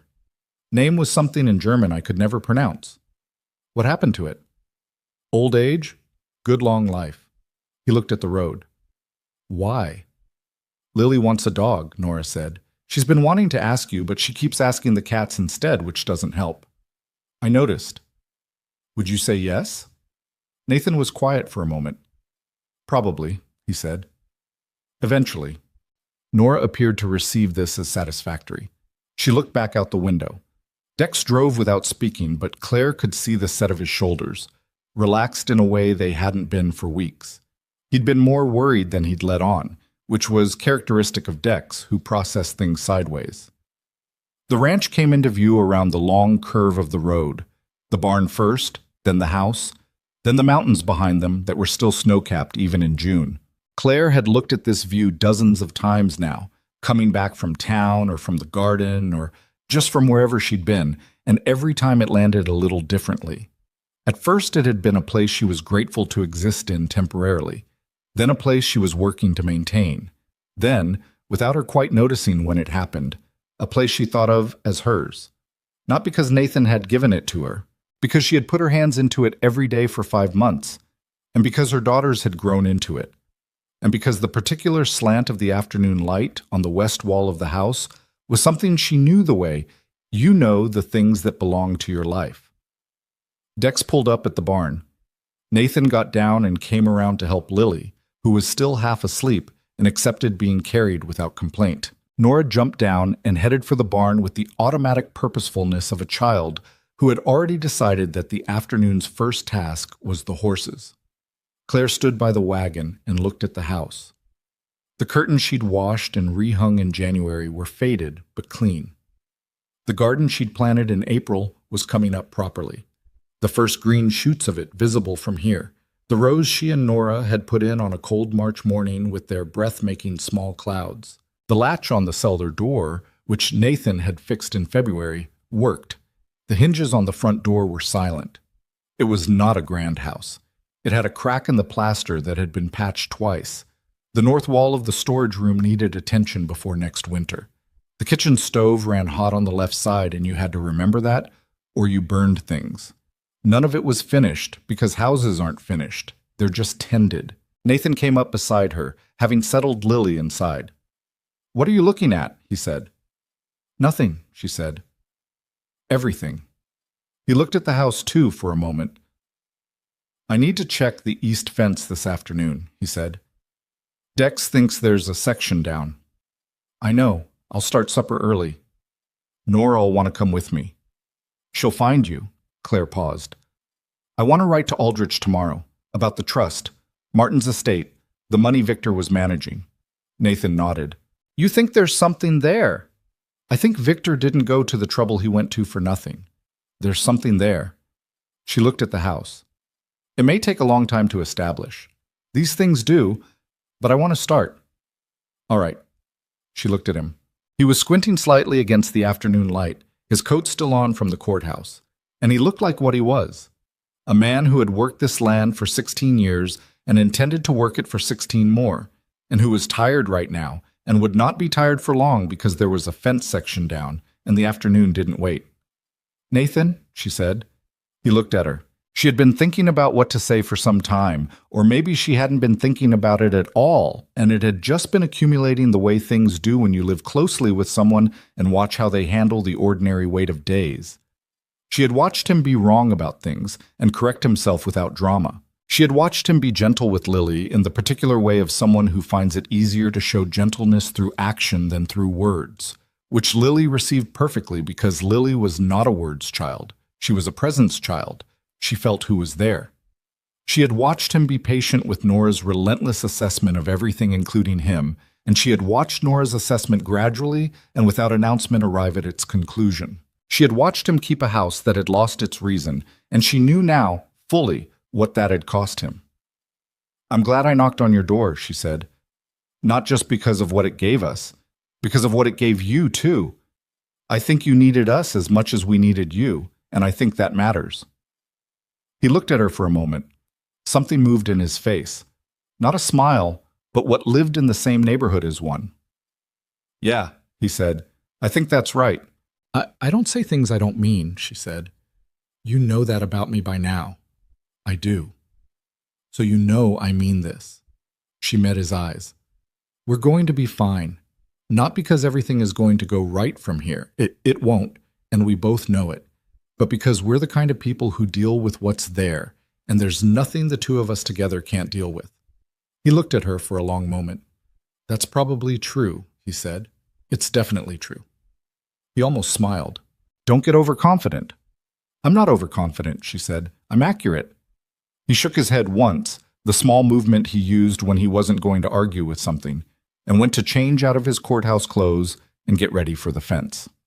That evening was the first evening in weeks that felt like an ordinary one. Nathan and Nora came back from the east fence at dusk, both of them mud-streaked, and Nora with a long scratch on her forearm from the wire that she was wearing with the pride of someone who had done actual work. Claire cleaned it, and Nora submitted to this with patience, which was notable, and then Nora went to wash up and came to the table and ate like someone who had been outdoors working, which she had. Lily had helped with supper, specifically by stirring things that didn't need stirring and providing commentary on the consistency of the gravy until Claire found her a task that required less editorial input. They ate. Nathan and Dex talked about the fence and what materials would be needed and whether the south corner post had been showing weakness for a while or whether it was recent. Lily described to no one in particular her updated theory about the personalities of the 4 barn cats, which she had apparently revised following the day's events. Nora ate and listened and occasionally inserted a correction into Lily's cat theory that Lily received with the dismissiveness of someone who considered herself the primary authority. It was not a peaceful meal. It was loud in the particular way of a table with children at it, and the gravy was slightly too thick, and Dex knocked over his water cup and spent 5 minutes apologizing for it, and Nathan said Dex in the particular tone that meant stop apologizing, and Dex stopped. Lily asked for a dog again, formally this time, looking at Nathan directly, and Nathan said, "We'll see," which was different from no, and Lily understood the difference and filed it for future reference. After supper, Claire washed the dishes and Nathan dried them, which was the arrangement that had developed without either of them deciding it. And Nora swept the floor, and Lily was supposed to be helping but was sitting on the kitchen bench with a barn cat that had come in through the back door and was pretending this was not happening. It was ordinary. It was genuinely, specifically ordinary, and Claire was aware of this as she stood at the basin washing plates in the lamplight, aware of it the way you are sometimes aware of a moment while you are inside it, which doesn't happen often and which she had learned not to take for granted.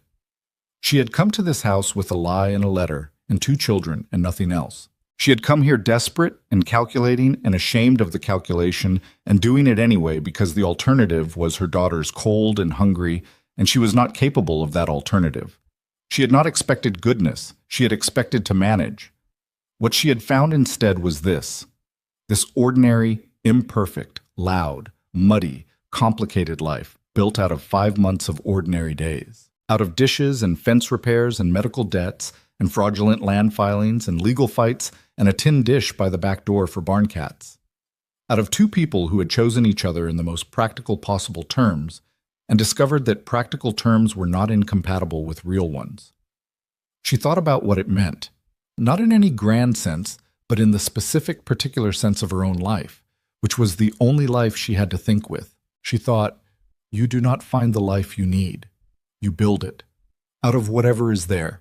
Out of the flawed materials at hand. Your own flawed choices. The flawed circumstances you arrive in. The flawed people you find there. You do not wait for perfect conditions because perfect conditions do not come. You work with what is there, and you are honest about it, and you do not stop. She had lied in a letter and knocked on a door in a blizzard with a dying child in her arms, and it had been the most desperate and most necessary thing she had ever done. She would not recommend it as a strategy. She would also not take it back. What you do in the hardest moment, not what you plan to do, not what you wished you had done, but what you actually do. That is what tells you who you are. She had knocked on the door. Nathan had opened it. Neither of them had known what they were opening a door to. That was always true, about doors. You never really know. Later that night, after the girls were asleep and Dex had gone to the bunkhouse and the house had settled into its nighttime sounds, the stove ticking as it cooled, the wind moving around the northwest corner where it always did, Claire sat at the kitchen table with a lamp and began her letter to Aldrich about the trust. She wrote carefully. She explained what she knew and what she suspected and what she could document. She explained that she was not looking for a fight, but that she was looking for an accounting, which was different. She explained that Martin's daughters deserved to know what their grandfather had left them, and she intended to find out. She was on the second page when she heard Nathan's chair on the porch and then the back door, and he came in and looked at her at the table with the lamp and the papers. "Come to bed," he said. "Finishing this letter. It'll be there in the morning." "So will I." She kept writing. "Go to sleep." He stood in the kitchen doorway for a moment. "You're going to do this with Victor's estate too," he said. "The same thing you did with Meridian." "Yes." "Go through the records and find what he doesn't want found." "Yes." He was quiet for a moment. He's going to push back. He can push back all he likes, Claire said. It won't change what the records say. She looked up. Martin's daughters have a right to what was left to them. Victor has been counting on the fact that nobody was in a position to ask the right questions. I'm in a position now. Nathan looked at her. In the lamplight, his face was tired and not young and entirely known to her. He's not going to like you, he said. He already doesn't like me, she said. That ship sailed. I mean, he's going to come after this household. He can try. She held his gaze. We beat him once. We did. We'll beat him again if we have to. She put her pen down. Nathan, I know what I'm asking. It could get complicated. You didn't sign up for... I signed up for whatever this is, he said. He said it with the flatness of a man stating a fact about the weather. Stop acting like I need to be warned. She looked at him. Finish your letter, he said. She picked up her pen. He went and poured himself a glass of water and came and sat at the other end of the table and looked at the accounts he'd left there from the night before, and they sat at opposite ends of the table in the lamplight like two people who had been doing this for years, which they had not, but which it felt like, which was something. She finished the letter around 10 o'clock. She folded it and addressed the envelope and put it with the things to go to town in the morning. Done, she said. Good. He closed the accounts. Come to bed. This time, she did. 3 weeks later, Claire received a reply from Aldrich. He had made inquiries, but carefully, through channels that would not alert Victor before they were ready, and what he found was what Claire had expected, and also worse than she had expected, which was the nature of these things. The trust established by Martin's father had held, at the time of Martin's death, slightly over $400. Victor had been drawing administrative fees against it for 2 years. The fees were legal in structure and illegal in amount, which was precisely the kind of thing Victor was good at. The thing that looked right until you measured it against what right actually required. $400. Not a fortune. Enough to give 2 girls a real start. School, opportunity, the particular freedom that a small amount of financial independence provides. Aldrich wrote that he believed a legal claim was viable and that he was prepared to file it in Cheyenne on their behalf. Claire brought the letter to Nathan at the kitchen table. He read it. He looked at the figure. He set the letter down. $400, he said. He's been at it for 2 years, Claire said. He thought he'd have the girls and the rest of it before anyone looked. Can we win? Aldrich thinks so. It'll take time. Victor will contest it, and he has money for lawyers. She sat down. But the paper trail is there. It's always there, with people like Victor. They're so certain nobody will look that they get careless. Nathan looked at the letter. He looked at the window and the June afternoon beyond it, where Nora and Lily were in the garden. Nora working, Lily offering suggestions. He looked at them for a moment. File it, he said. Claire picked up the letter. She thought about what that money would mean. Not what it could buy, but what it represented. Proof that someone had cared enough to leave something. Proof that Martin, for all his failures and all his poor decisions, had at least been someone's son, and his daughters had not been forgotten by the generation before him. They deserved to know that. They deserved to have it. I'll write to Aldrich today, she said. Summer came to the Wyoming ranch the way it always does. Late and sudden and briefly, as if it knows it is only passing through. The garden Nora and Claire had planted in March came up properly and required constant attention. The east fence was rebuilt. A section of the barn roof that had been soft since winter was replaced over the course of a long July weekend with Dex and 2 neighboring ranchers who showed up on a Saturday morning with tools and no explanation required. They were the same ranchers who had sat in the courthouse gallery in June. In August, Nathan brought home a dog.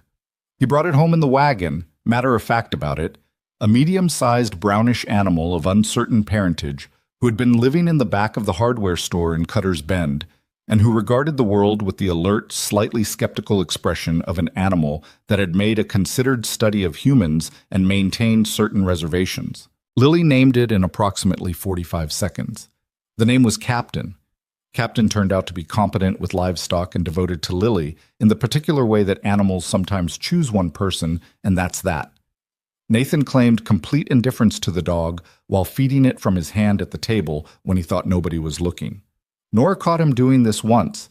She did not say anything about it. But that evening at dinner, she looked at Nathan across the table, and he looked back at her. And something passed between them that was not a conversation and did not need to be. In September, Aldrich filed the claim against the trust in Cheyenne. Victor responded through his lawyer within 2 weeks. The response was aggressive, which they had expected. It was also not as strong as Victor's money should have bought, which told Claire that Aldrich had been right. The paper trail was there, and even Pressler could see it. It would take months. It would be expensive and complicated, and Victor would make it as difficult as he legally could, because that was what Victor did. But the claim was filed, the records were in front of a Cheyenne judge, and the arithmetic was not on Victor's side. Claire let Aldrich handle it. She had other things to do. She had a ranch to keep, a garden to put up for winter. A daughter learning to ride properly on the quarter horse, Nathan had started working with her on Saturday mornings. Patient and specific in a way that cost him time he did not technically have. Another daughter who had decided that Captain needed formal training and was conducting this training with the combination of authority and creative methodology that characterized everything Lily approached. She had letters to write and accounts to keep and a plaster crack on the north wall of the storage room to address before the first frost. She had a husband who was not easy and not warm in the conventional sense, and who was, she had come to understand, exactly what he appeared to be, which was rarer than it should have been and which she did not take for granted.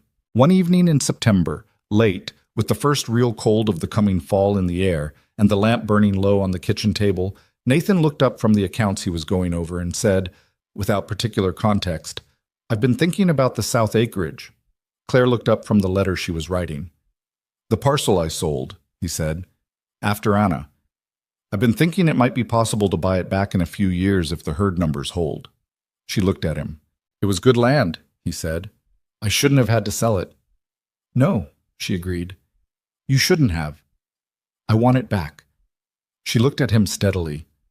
There was something in this that was not about land, or not only about land. It was about the years when he had been contracting rather than building, surviving rather than choosing, and the slow understanding that surviving was not the end point, that there was something on the other side of survival that required intention. "Then we'll get it back," she said. He looked at her. "It'll take time." "Most things do." He went back to the accounts. She went back to the letter. The lamp between them burned its steady low light, and the Wyoming wind moved around the house the way it always did, finding the corners it knew.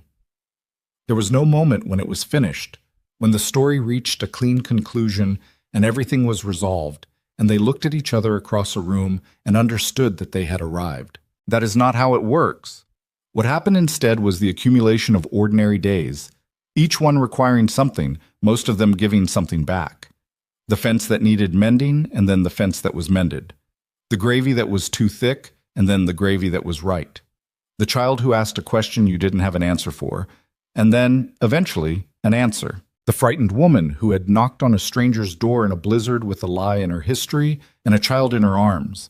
And the man who had opened that door and made a choice he did not fully understand at the time.